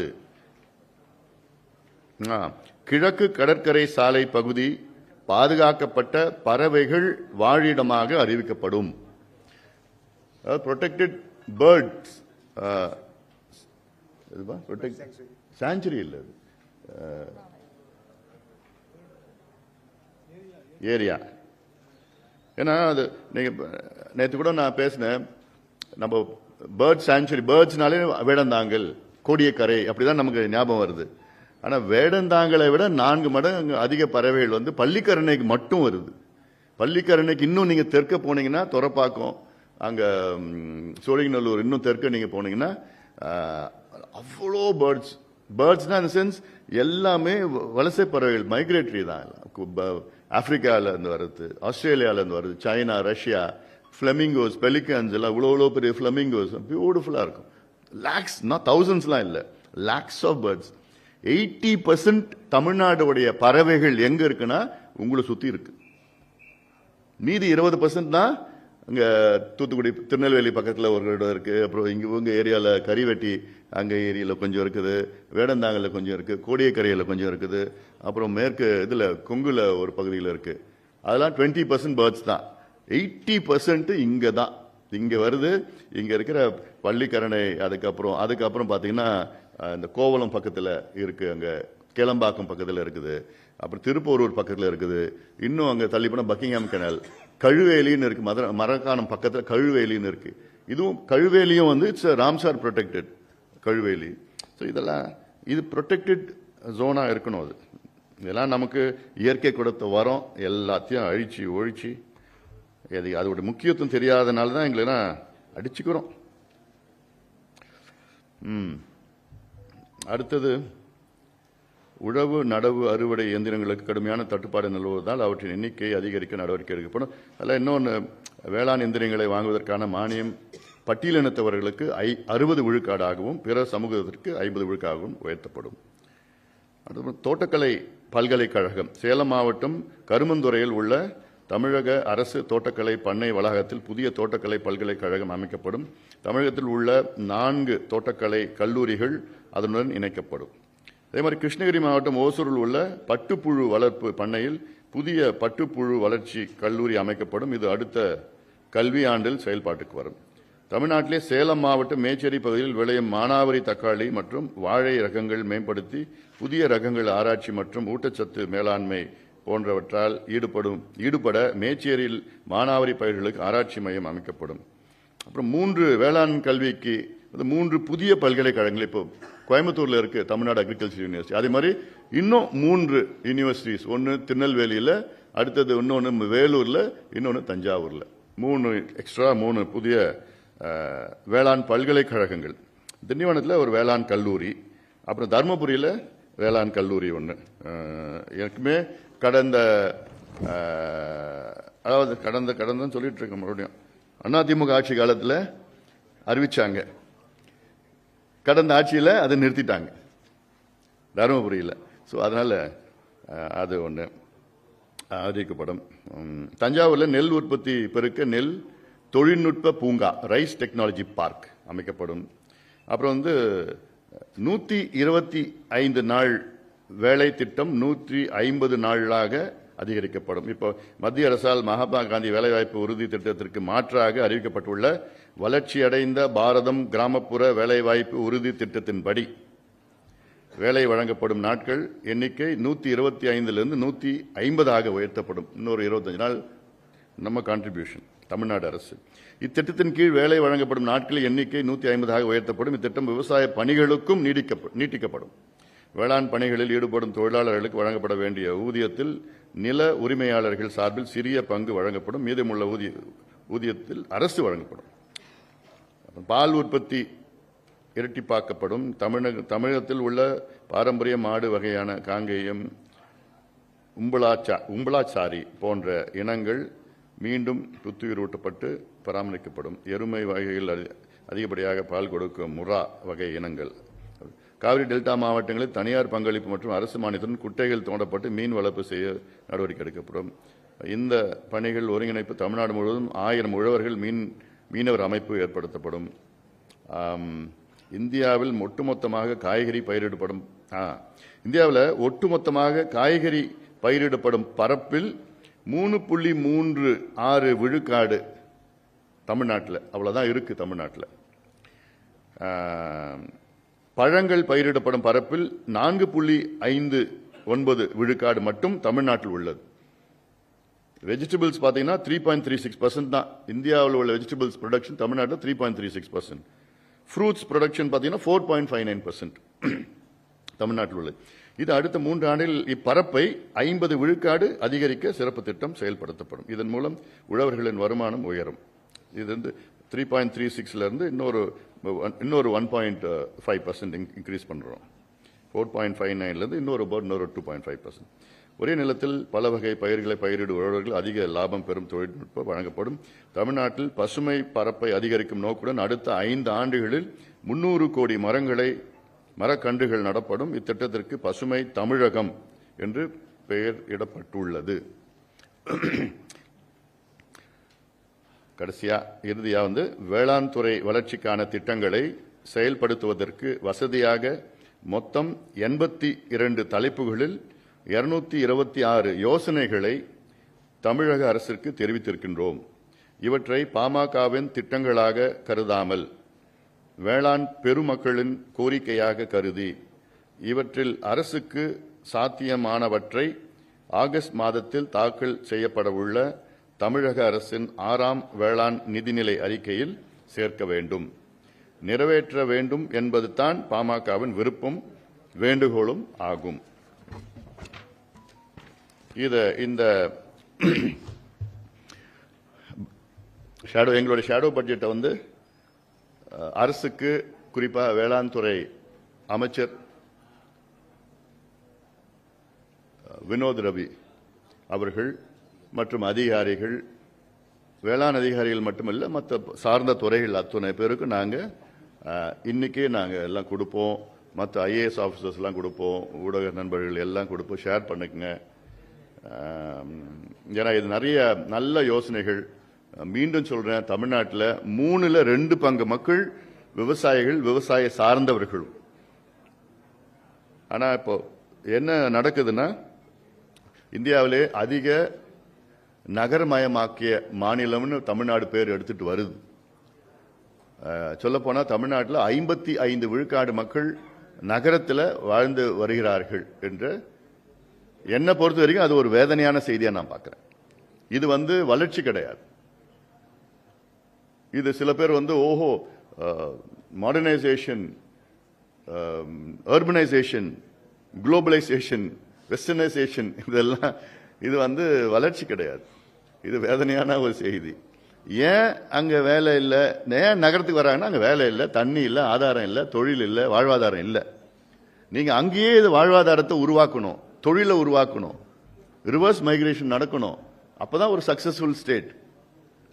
சென்னையில் இப்போ தமிழ்நாட்டு மக்கள் தொகை 8 கோடி, சென்னையில் பார்த்தீங்கன்னா 1,03,00,000, ஃப்ளோட்டிங் பாப்புலேஷன் 50 லட்சம், 1.5 கோடி மக்கள் சென்னையில் வந்துட்டு போயிட்டு இருக்கிறாங்க.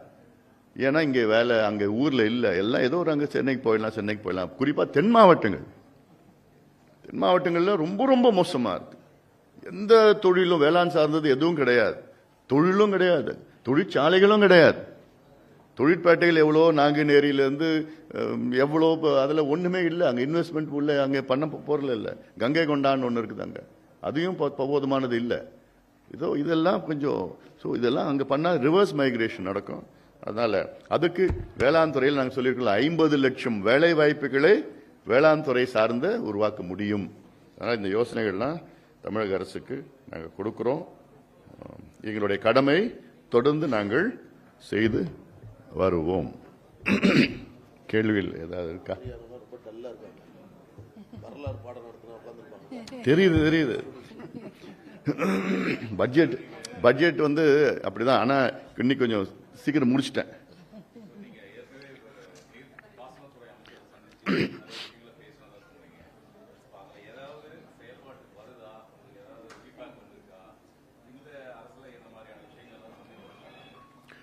நாங்கள் எதிர்பார்க்கிறோம், இப்போ ஒரு பட்ஜெட்டில் நாங்கள் எதிர்பார்க்கிறோம், இன்னும் கொஞ்சம் ப்ரெஷர் கொடுத்துட்டு தான் இருக்கிறோம்.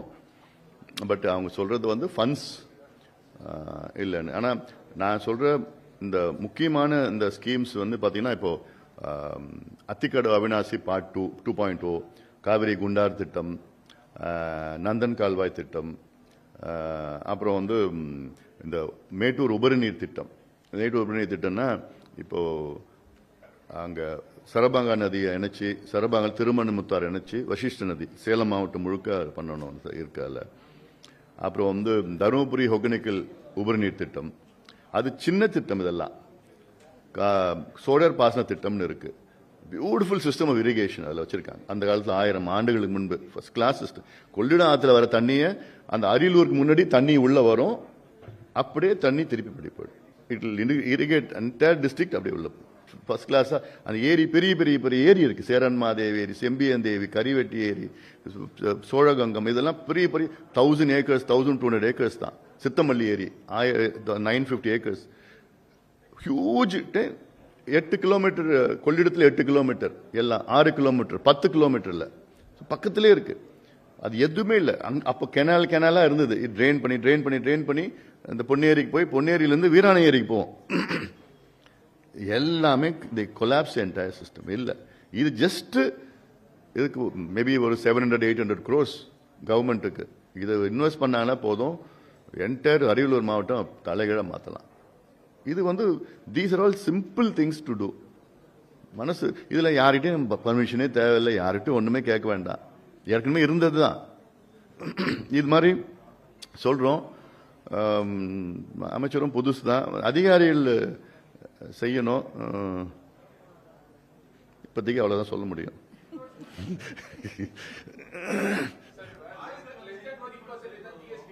ஏப்பா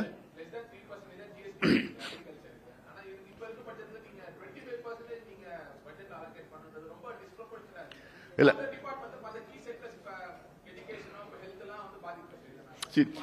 இந்த 25% வந்து நான் வந்து ஒன்லி அக்ரிகல்ச்சரல் மட்டும் நான் சொல்லல. இந்த 25%ல பாத்தீங்கன்னா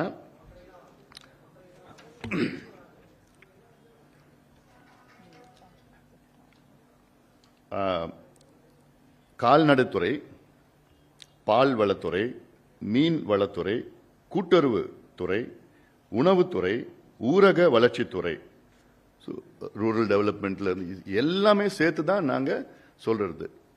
ஸோ இது எல்லாமே இட்ஸ் அ காம்பினேஷன் ஆஃப் இது எல்லாமே. அதனால இது அவசியமா செய்யணும். அட்லீஸ்ட் விவசாயத்துக்கு எங்க பட்ஜெட் வந்து 93,000 கோடி, அதுல இரிகேஷன் சேர்த்து தான் நாங்க சொல்றோம். அக்ரிகல்ச்சரல் மட்டும் பாத்தீங்கன்னா எங்களுக்கு வந்து 57,000 கோடி, சாரி 68,000 கோடி வந்து அக்ரிகல்ச்சரல் மட்டும். கூட நீர்ப்பாசனம் சேர்த்து பார்த்தீங்கன்னா தான் 93,000 கோடி வருது. ஸோ ஒவ்வொரு டிபார்ட்மெண்ட் எல்லாம் சேர்த்து மொத்தமா வேளாண் துறைக்கு, வேளாண் சார்ந்த துறைக்கு வந்து 25% பட்ஜெட் வந்து நீங்க அதில் வந்து டெஃபினட்டா செஞ்சே ஆகணும். செஞ்சாதான் இது வந்து ப்ரொபோர்ஷனட்டா இருக்கும். தமிழ்நாட்டில் 3 துறைகள் இருக்கு, சேவைத்துறை, உற்பத்தி துறை, வேளாண் துறை இருக்கு. இன்னைக்கு சேவைத்துறை வந்து கான்ட்ரிபியூஷன் அதிகம், அப்ராக்சிமேட்டா இட் இஸ் அபவுட் 35 to 40%.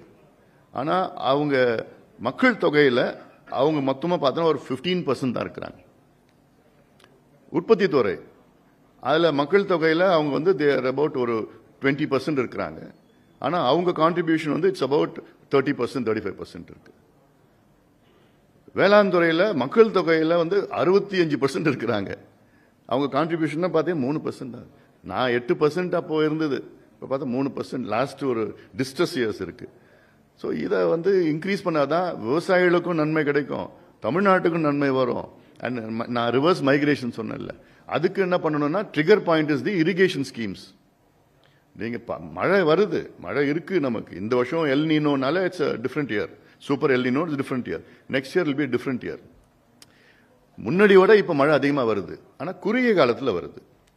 முன்னாடி 45-50 நாள்ல பெய்யற ரெயின் டேஸ், பருவம் வந்து 6 மாசம், வடகிழக்கு தென்மேற்கு 6 மாசத்துல மழை பெய்யற நாள் வந்து 50 நாள் முன்னாடி. இப்போ வந்து மழை பெய்யற நாள் வந்து 30 நாள் 35 நாள்ல, ஒரே நாள்ல அப்படியே அடிச்சுன்னு போகுது. அப்போ நம்ம அது இந்த மாதிரி ஸ்கீம்ஸ் இருந்ததுன்னா we can divert it, அங்கங்க பண்ணி போட்டா இந்த you can achieve this target. ஆனா இதுக்கு இன்ஃப்ராஸ்ட்ரக்சர் வேணும்.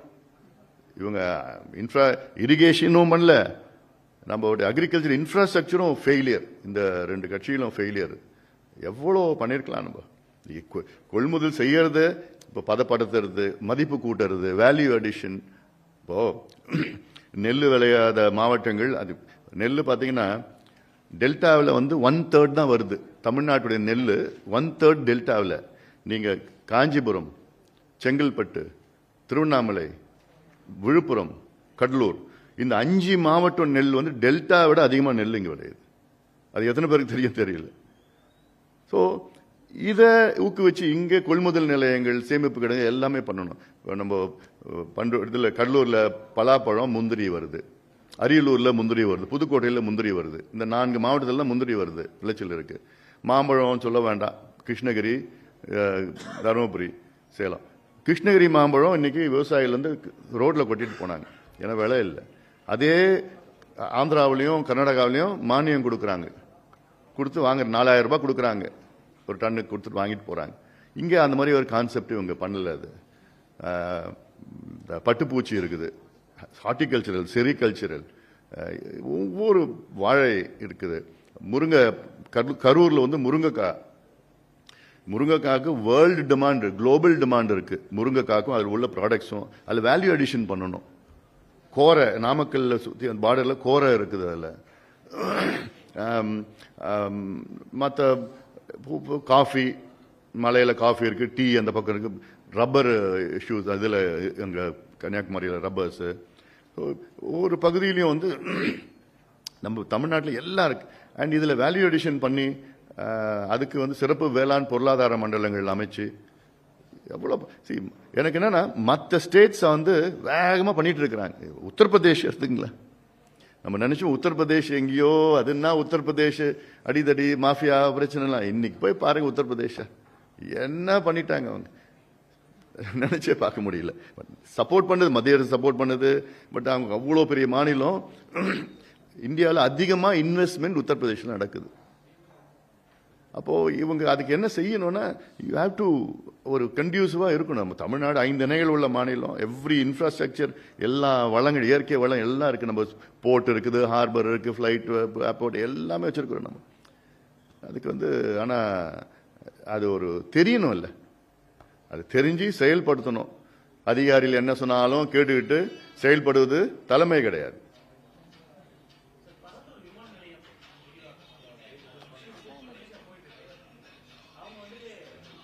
யார் போன் எங்க போன் வச்சுக்கிறாரு பாரு.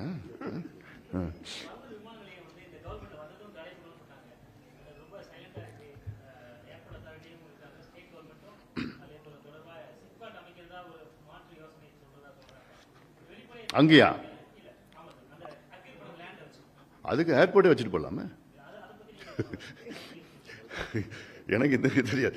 சிப்காட் அமைக்கிறதுக்கு நீங்க ஏர்போர்ட்டே வச்சுட்டு போங்க. அது யார் இந்த யோசனை சொன்னாங்க தெரியல எனக்கு. இது வந்து மிக தவறான ஒரு யோசனை. அது விமான நிலையம் வந்து கூடுதல் விமான நிலையம் அவசியமானது. சென்னைக்கு வந்து கூடுதலாக பசுமை விமான நிலையம் Greenfield airport is a necessity. ஏன்னா இப்ப இருக்கிற ஏர்போர்ட் வந்து 2030 அதுக்கு மேல கன்ஜஸ்டட் இருக்கும், அப்புறம் ஃபிளைட்ஸ் வராது. அதுக்கு இங்க இடம் இல்லை, விரிவாக்குற இடம் இல்லை, ஏர்போர்ட் வேணும். அதில் மாற்று கருத்து கிடையாது பாட்டாளி மக்கள் கட்சி. இதுல எங்க இடக்கு எந்த இடம் அரசு நிலம் இருக்கு, தரிசு நிலம் இருக்கு, எங்கேன்னு பார்த்து ஐடென்டிஃபை பண்ணதுல இப்போ திருப்பூர்ல வந்து சால்ட் பேன் இருக்கு, 5000 ஏக்கர் இருக்கு உப்பளம். அது வந்து அங்க நல்லா அதுவும் பழைய ஏர்போர்ட்டும் பக்கத்துல இருக்கு. பக்கத்துலன்னா ஒரு எக்ஸ்பிரஸ் ஃபிளைஓவர் போட்டா ரீச் தரும். அதுல என்ன டிஸ்அட்வான்டேஜ் என்ன? அட்வான்டேஜ் கவர்மெண்ட் இடம் 5000 ஏக்கர் சால்ட் பேன், ஆனா தண்ணி இருக்கும், அதுக்கு மேல கட்டணும். டிஸ்அட்வான்டேஜ் என்னன்னா கல்பாக்கம் அணுமின் நிலையம் இருக்காங்க. ஸோ அது வந்து ஒரு சென்சிட்டிவ் ஏரியா. அந்த சென்சிட்டிவ் ஏரியாவில் ஃப்ளைட்ஸ் வர்றது போகிறதுலாம் கவர்மெண்ட். பக்கத்தில் தாம்பரம் ஏர்போர்ட் இருக்கு. இது இல்லாமல் வந்து அங்கே லட்சக்கணக்கான பேர்ட்ஸ் வருது, காலங்காலமாக பேர்ட்ஸ் வருது. ஃப்ளைட்ஸ் வரப்போ போகிறப்போ பேர்ட் ஹிட்ஸ் வரும். அது கொஞ்சம் டேஞ்சர் டு தி ஏர்கிராஃப்ட். அது ஆஃப்டர் தாட். இல்லை செய்யூர் இருக்கு. செய்யூர்ல அங்கே 3000 ஏக்கர் அக்வயர் பண்ணி வச்சிருக்கிறாங்க அங்கே இடம். இதுக்கு முன்னாடி அந்த அங்கேயும் ஒரு அனல் மின் நிலையத்துக்கு பண்ணியிருக்கிறாங்க இருக்கு செய்யூர்ல. அங்கே கூட யூ கேன் ஹேவ். இல்லை பரந்தூர்ல நீங்க ஆனா சிப்காட் நீங்க கட்டுறீங்கன்னா, சிப்காட்டுக்கு நீங்க அனுமதி கொடுத்தீங்கன்னா நீங்க அந்த ஏர்போர்ட் கொடுத்து என்ன பண்ணலாம்? அந்த ஏர்போர்ட்ல அங்க இருக்கிற விவசாயிகளுக்கு வந்து அந்த ஏர்போர்ட்ல ஒரு 1% 2% ஸ்டேக்ஸ் கொடுத்துட்டு போங்க. அவங்களும் அதுல ஏர்போர்ட்டோட உரிமையாளர் ஸ்டேக்ஸ் கொடுங்க. 1% 2% எவ்வளோ கொடுத்துட்டு போங்க. அங்க கிட்டத்தட்ட ஒரு 15 ஏரி இருக்கு. ஏர்போர்ட் கட்டணும்னா 5000 ஏக்கர் அங்க அக்வயர் பண்ணியிருக்கிறாங்க. 5000 ஏக்கர்ல நீங்க ஏர்போர்ட் கன்ஸ்ட்ரக்ஷன் ஃபிளைஓவருக்கும் அதாவது ரன்வேக்கும் பில்டிங்க்கும் யூ நீட் அபவுட் 1500 ஏக்கர்ஸ். மீதி 3500 ஏக்கர் அப்படிதான் இருக்கும். ஏரிகள் அப்படிதான் இருக்கும். மீதி அங்கே காடு, அங்கே மற்ற இடத்துல காடுலாம் வளைச்சி அப்படிதான். ஸோ அதில் எந்த என்வாயன்மெண்டல் பெருசாக ஒரு இஷ்யூ வராது. ஆனால் 10-11 கிராம மக்கள் அங்கே இருக்கிறாங்க. நான் எதுக்கு சொல்றேன்னா, நீங்க சிப்காட் வைக்கணும்னா அதுக்கு நீ ஏர்போர்ட் கட்டிட்டு போங்க. வைக்கணும்னா தான். அப்புறம் நீங்க நம்ம திருச்சி நான் சொன்ன மாதிரி நீங்க சொல்லி எப்பவுமே நீங்க பண்ற மாதிரி தயவு செய்து பண்ணாதீங்க.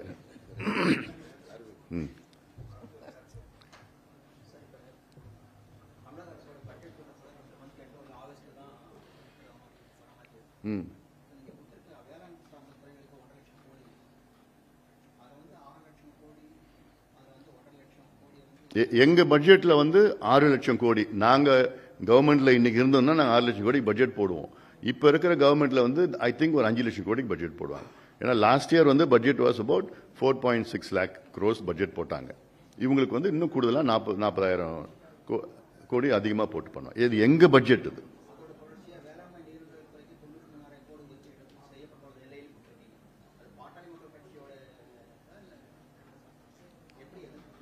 இது எங்க பட்ஜெட் இது எங்க பட்ஜெட். இதுல என்னன்னா போன வருஷம் திமுக கவர்மெண்ட்ல வேளாண் துறைக்கு போடப்பட்ட பட்ஜெட்ல ஒதுக்கீடு செய்தது வந்து 15,200 கோடி. அவ்வளவுதான் போட்டிருக்காங்க. அந்த 15,200 கோடியில் அதுக்கு எதுக்கு ஒரு தனி பட்ஜெட்டை போடணும். கான்செப்ட் வரை இருக்கு. நீ ஒரு budget if you mean something you should do something. சும்மா ஒரு கடமைக்கு நான் பட்ஜெட் போட்டேன்ப்பா எப்படி இருக்கு நானும் ரவுடி மாதிரி பட்ஜெட் போட்டேன். நான் பட்ஜெட் போட்டேன் எவ்வளவு உள்ள வச்சிருக்குன்னா ஒண்ணுமே கிடையாது. அதுக்கு ஷுட் மீன் சம்திங். 15,000 கோடி தான் ஒரு அக்ரிகல்ச்சரலுக்கு. அதுவும் 65 விழுக்காடு மக்கள் வேளாண் சார்ந்த மக்கள், விவசாயிகளும் வேளாண் சார்ந்ததும் அவங்களுக்கு என்ன பட்ஜெட் 15,000 கோடி போடுறது. அதில் ஒரு மாநிலம் வளர்ச்சி அடைய வேண்டும் என்றால் அதனுடைய ஜிஎஸ்டிபியில் அட்லீஸ்ட் 25% நம்ம பட்ஜெட்ல 25% பண்ணணும். அதுதான் எங்களோட பிளஸ். இந்த 25%ல நாங்கள் சொல்றதுலாம் வந்து மற்ற துறைகள்லாம் சொல்லிக்கலாம். பால்வரைத்துறை, மீன்வளத்துறை, கூட்டுறவுத்துறை, உணவுத்துறை, ஊரக வளர்ச்சித்துறை, கால்நடைத்துறை எல்லாமே சேர்ந்தது தான். எல்லாமே இப்போ அனிமல் ஹஸ்பண்ட்ரின்னு இருக்குது, ஃபிஷரிஸ் டிபார்ட்மெண்ட் இருக்குது, ரூரல் டெவலப்மெண்ட் இருக்குது, மில்க், எல்லாமே சேர்ந்தது தான். நான் சொல்றது வந்து 25% சொல்றேன்.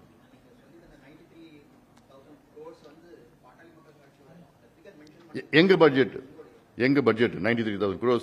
அந்த 93,000 crores வந்து 25,000 crores வந்து இரிகேஷனுக்கு அண்ட் அக்ரிகல்ச்சரல் வந்து 68,000 crores. இப்ப 15,000 கோடியிலிருந்து 15,000 கோடியில கடந்த ஆண்டு திமுக பட்ஜெட் போடுறது 15,000 கோடியிலிருந்து 68,000 கோடி வந்து வேளாண் துறைக்கு இன்க்ரீஸ் பண்ணணும் நாங்க சொல்றது. ஒரு நிமிஷமா.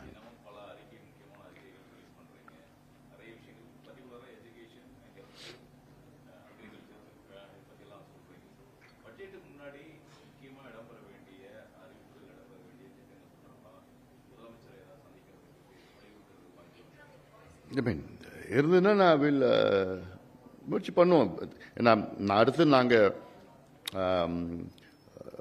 எங்க ஐ திங்க் இன்னும் ஒரு வாரத்துக்குள்ள எங்களுடைய தமிழ்நாடு பட்ஜெட் ஷேடோ பட்ஜெட் நாங்கள் இப்போ தயார் பண்ணிட்டு இருக்கோம், டிஸ்கஷன் பண்ணிட்டு இருக்கோம், தயார் பண்ணி இப்போ ரெடி ஆகிட்டு இருக்கோம்.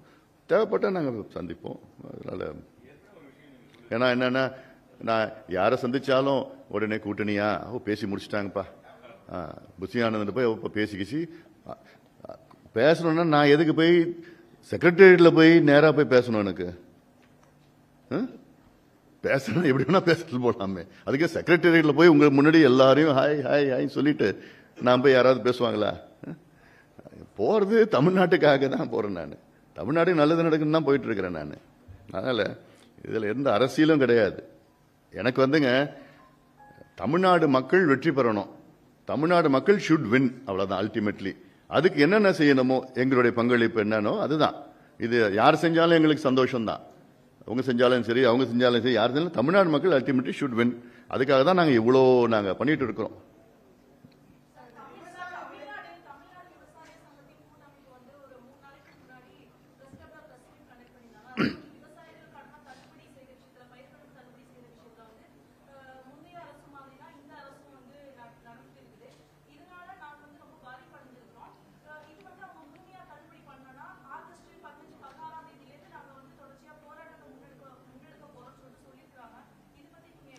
அந்த போராட்டத்துக்கு நாங்களும் ஆதரவு கொடுக்கிறோம். இன்ஃபேக்ட் அந்த போராட்டத்துக்கு தொடங்கி வைக்கிறது நாங்க தான் போய் பண்ண போறோம். ஏன்னா இது அவசியமானது. ஏன்னா செய்யறது இப்போ இந்த வருஷம் சூப்பர் எல்னினோ இயர்ன்னு சொல்றாங்க, தண்ணியே இருக்க போறது இல்லைன்னு சொல்றாங்க. குறுவை முடிஞ்சு போச்சு. நான் குறுவைனா நான் சென்ஸ் வந்து இந்த பகுதியில் மட்டும்தான் சொல்றேன். நான் தமிழ்நாடு முழுக்க இந்த பிரச்சனை இருக்குதா இல்லை. அடுத்தது இந்த பகுதியில் சம்பா இருக்காது, நவம்பர் வரைக்கும் வறட்சி இருக்கும்னு சொல்லிட்டு இருக்காங்க. தண்ணியே அங்கே கர்நாடகா திறந்து விட போறது கிடையாது. இப்போ எப்பயாவது ரொம்ப லேட்டாக தரணும். இந்த சூழலில் போயிட்டு என்ன எவ்வளோ ஆக போகுது? இப்போ 2000 கோடி அறிவிச்சிருக்கீங்க, அது கூட்டுறவு வங்கி கடனில் மட்டும் 2000 கோடி. இன்னும் ஒரு 15000 கோடி கூடுதலாக அறிவிச்சா என்ன பிரச்சனை இருக்கு? அறிவிக்கலாமா இல்லை? ஸோ மொத்தமாக ஒரு 15000 கோடி அதிகமாக அறிவிச்சுட்டு நான் ஒரு யோசனை கூட சொல்லியிருக்கிறோம். அந்த கடனை அரசு எடுத்துக்குங்க, தமிழ்நாடு அரசு எடுத்துக்குங்க. ஒரு 15000 18000 கோடி இருக்கும். அந்த கடனை தமிழ்நாடு அரசு அந்த கடனை எடுத்துக்கிட்டு ஒரு வருஷத்துக்கு ஒரு 5000 கோடி 3 வருஷத்துக்கு நீங்க கட்டிட்டு போங்க. அது பண்ணலாம், செய்யலாம். சில பேர் வந்து இன்னொரு யோசனை கூட பண்ணாங்க. சில விவசாய சங்கங்கள் சொன்னாங்க, அன்னைக்கு போய் பார்த்தப்போ இடுபொருட்கள் வந்து 32000 கோடி கொடுக்குறாங்க விவசாயிகளுக்கு. அந்த இலவச இந்த மண்புழு அதெல்லாம் கொடுக்குறாங்க. மண்புழுவே இல்லாத மண்புழு கொடுக்குறாங்க, உரம், மண்புழு உரம், மண்புழு இல்லாத உரம், இப்படிலாம் நிறைய இருக்கு. மண் இல்லாத மண்புழு அப்படிலாம் வரும், அப்படிலாம் இருக்குது. இதுக்கு இந்த 32000 கோடியில் வந்து அட்லீஸ்ட் ஒரு 10000 கோடி கடனை தள்ளுபடி பண்ணுங்க. பட் அது வந்து ஒரு ஆப்ஸ்ட்ராக்டா தான் இருக்குது. ஒரு காம்ப்ரிஹென்சிவா எங்களுக்கு நாங்கள் பார்த்தோம், we couldn't get more information. ஆப்ஸ்ட்ராக்டா தான் இருக்குது அதில். அதனால அது மத்திய அரசு இதெல்லாம் கொடுக்கணும், இன்வால்மெண்ட் நிறைய இருக்குது அதில். பட் கடனை வந்து எடுத்துட்டு போய் மகாராஷ்டிராவில் பண்ண முடிஞ்சது உங்களால பண்ண முடியாது. நீங்க தமிழ்நாடு வந்து மகாராஷ்டிராவும் தமிழ்நாடும் 2 பெஸ்ட் எக்கனாமிக் வயபிள் ஸ்டேட்ஸ் இந்தியாவில். 1, 2ல் இருக்கிறாங்க 2 ஸ்டேட்டும். ஏன் பண்ண முடியாது?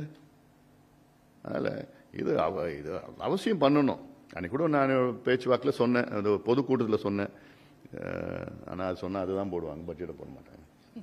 சரி, அது வேணாம், எதுக்கு நம்ம சினிமாவில் தான் நிறைய விவசாயிகள் காப்பாற்றுறாரு.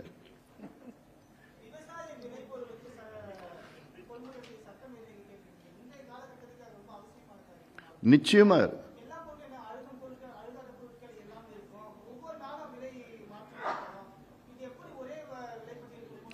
இப்போ பெங்களூர்ல வந்து சஃபல் மார்க்கெட்னு இருக்கு இப்போ, அண்ட் கேரளாவில் they have this example of that. சஃபல் மார்க்கெட்ல வந்து தே எவ்ரி டே என்னென்ன பொருள் விளைபொருள் எல்லாமே அவர் பை அவர் அவங்களுக்கு வந்து நிர்ணயம் பண்ணிட்டு இருக்கிறாங்க அந்த மார்க்கெட். அந்த மாதிரி அப்படி ஒரு concept, it's a practical concept. அது சொல்யூஷன் டெஃபினட்டா இருக்குது இல்லை. And you can start with எல்லா விளைபொருளும் இல்லை, ஒரு ஒரு 50 விளைபொருள் இருந்ததுன்னா ஒரு 5 பொருள் ஆட் ஆன் பண்ணிட்டு போகலாம். ஏன்னா ரொம்ப ஒரு பாவ நிலையில இருக்கிறாங்க விவசாயிகள்லாம் இருக்கிறாங்க. எவ்வளோ இருக்கு, ஆனா அவங்களுக்கு வந்து ரோட்ல தக்காளி கொட்டுறதுலாம் எவ்வளோ பெரிய ஒரு பாவம், அரசுக்கு பாவம். அது விவசாயிகள் அவங்களுக்கு என்ன, விவசாயிகளுக்கு வந்து பாவம்.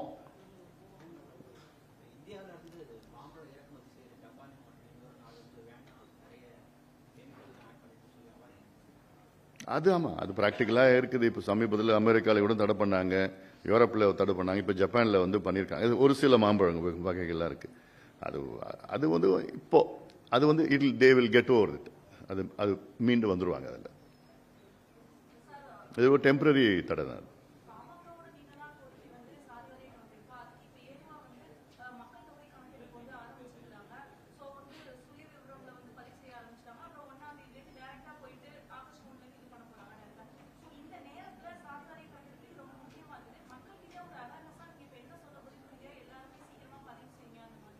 இல்லை, இதில் இன்னொன்று என்னன்னா, இப்போ மத்திய அரசு எடுக்கிற கணக்கெடுப்பில் அவங்க வந்து அந்த எனக்கு வந்த செய்தி என்னன்னா, அந்த ஓபிசி காலம் வந்து பிளாங்கா விடுறாங்க, காஸ்ட் காலம் பிளாங்கா விடுறாங்க. அவங்களே வந்து நம்மளே ஃபில் பண்ணணும்னு எதிர்பார்க்குறாங்க. இது வந்து மிகப்பெரிய ஒரு தவறு. நீங்க வந்து ஒரு லிஸ்ட் ஆஃப் காஸ்ட் கொடுங்க, அதில் வந்து நீங்க டிக் பண்ணுங்க, இல்லை நம்பர் எழுதி போட்டு பக்கத்தில் என்ன நம்பரோ எல்லாம் டிக் பண்ணி அதில் போட்டீங்கன்னா கிளீனா. ஏன்னா சில பேர் இப்போ சப்காஸ்ட் இருக்கு, அந்த சப்காஸ்ட்ல வந்து கிட்டத்தட்ட சில காஸ்ட் வந்து சப்காஸ்ட் வந்து ஒரு 20 சப்காஸ்ட் இருக்கு. சில பேர் வந்து அவங்க சப்காஸ்ட் எழுதுவாங்க, சில பேர் காஸ்ட் எழுதுவாங்க. ஸோ இப்படி பார்த்தீங்கன்னா தமிழ்நாட்டில் 450 காஸ்ட் மொத்தம் அப்ராக்சிமேட்டா இருக்கிறது வந்து பார்த்தீங்கன்னா 4500 காஸ்ட் வந்துடும்.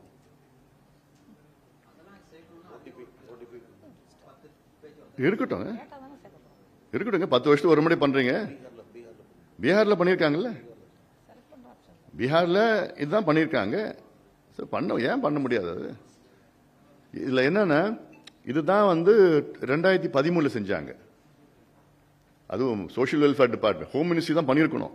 2013 காங்கிரஸ் கவர்மெண்ட்ல வந்து சோஷியல் வெல்ஃபேர் டிபார்ட்மெண்ட் மூலமா கொண்டு வந்தது. அப்புறம் சோஷியல் அண்ட் எக்கனாமிக் சர்வேன்னு சொல்லி பண்ணாங்க. அதில் தான் இந்த மாதிரி காலம் விட்டுட்டாங்கன்னா அவங்கவுங்க என்னென்ன காசு எழுதி போட்டு அவங்க 4 லட்சம் காசு இருக்குன்னு சொல்றாங்க இந்தியாவில். ஏன்னா அவங்களுக்கு தெரிஞ்சதான் எழுதுவாங்க. ஸோ அது இது வந்து இது வந்து பிராக்டிக்கலா ஒரு பெரிய இஷ்யூவா வரும். அதுக்காக தான் ஒரு காலம் இல்லை என்னென்ன காசு தமிழ்நாட்டில் என்னென்ன இருக்குதோ எடுத்துட்டு கொண்டு வாங்க.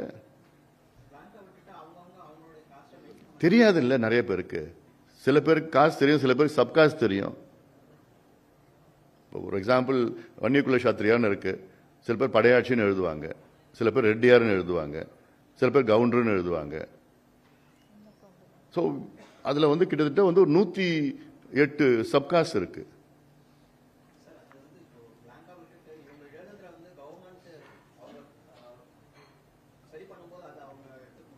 அது பிராக்டிக்கலாக ஒரு விஷயம். அதான் சார் இப்போ கவுண்டர்னு எழுதுறாங்க. இப்போ கவுண்டர் வந்து கொங்கு வெள்ளாள கவுண்டரும் கவுண்டர்னு எழுதுறாங்க, வன்னியர்களும் கவுண்டர்னு எழுதுறாங்க, கண்டர் வேட்டுவ கவுண்டர் கவுண்டர்னு எழுதுருவாங்க.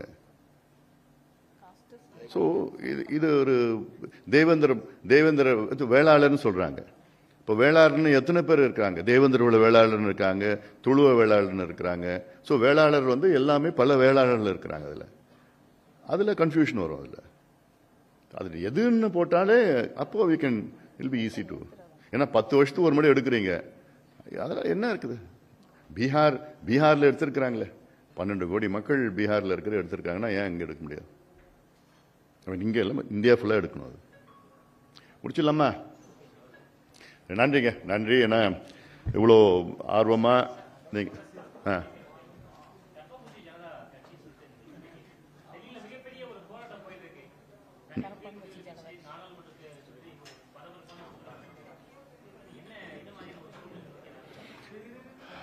அதான் இந்த சோனம் வாங்சோக் வந்து சோனம் வாங்சோக் வந்து இப்போ கிட்டத்தட்ட ஒரு 19வது நாள்ப்பா, 20வது நாள் உண்ணாவிரதம் இருக்கிறாரு. இந்த நீட்டு தேர்வு சம்பந்தமான குளறுபடிகள்லாம் சரிப்படுத்தணும்னு சொல்லிட்டு பண்ணிட்டு இருக்கிறாரு. எங்களுடைய நிலைப்பாடு வந்து நீட்டே இருக்கக்கூடாது, நீட்டு தேர்வே இருக்கக்கூடாது.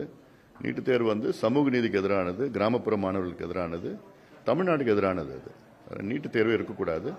அது வந்து நிறைய குளறுபடிகள்லாம் இருக்கு. இந்த வருஷம் கண்டுபிடிச்சிருக்கிறாங்க. வருஷம் வருஷம் வந்து நீட்டு தேர்வு அந்த கொஸ்டின் பேப்பர் கசிவு வந்து வருஷம் வருஷம் நடக்கிறது தான். இந்த வருஷம் கண்டுபிடிச்சிருக்காங்க, அவ்வளோதான். அதனால் ஃபுல் ப்ரூஃபாக பண்ணவே முடியாது. ஒவ்வொரு மாநிலத்துக்கும் கொடுத்துடணும் அது. அதனால்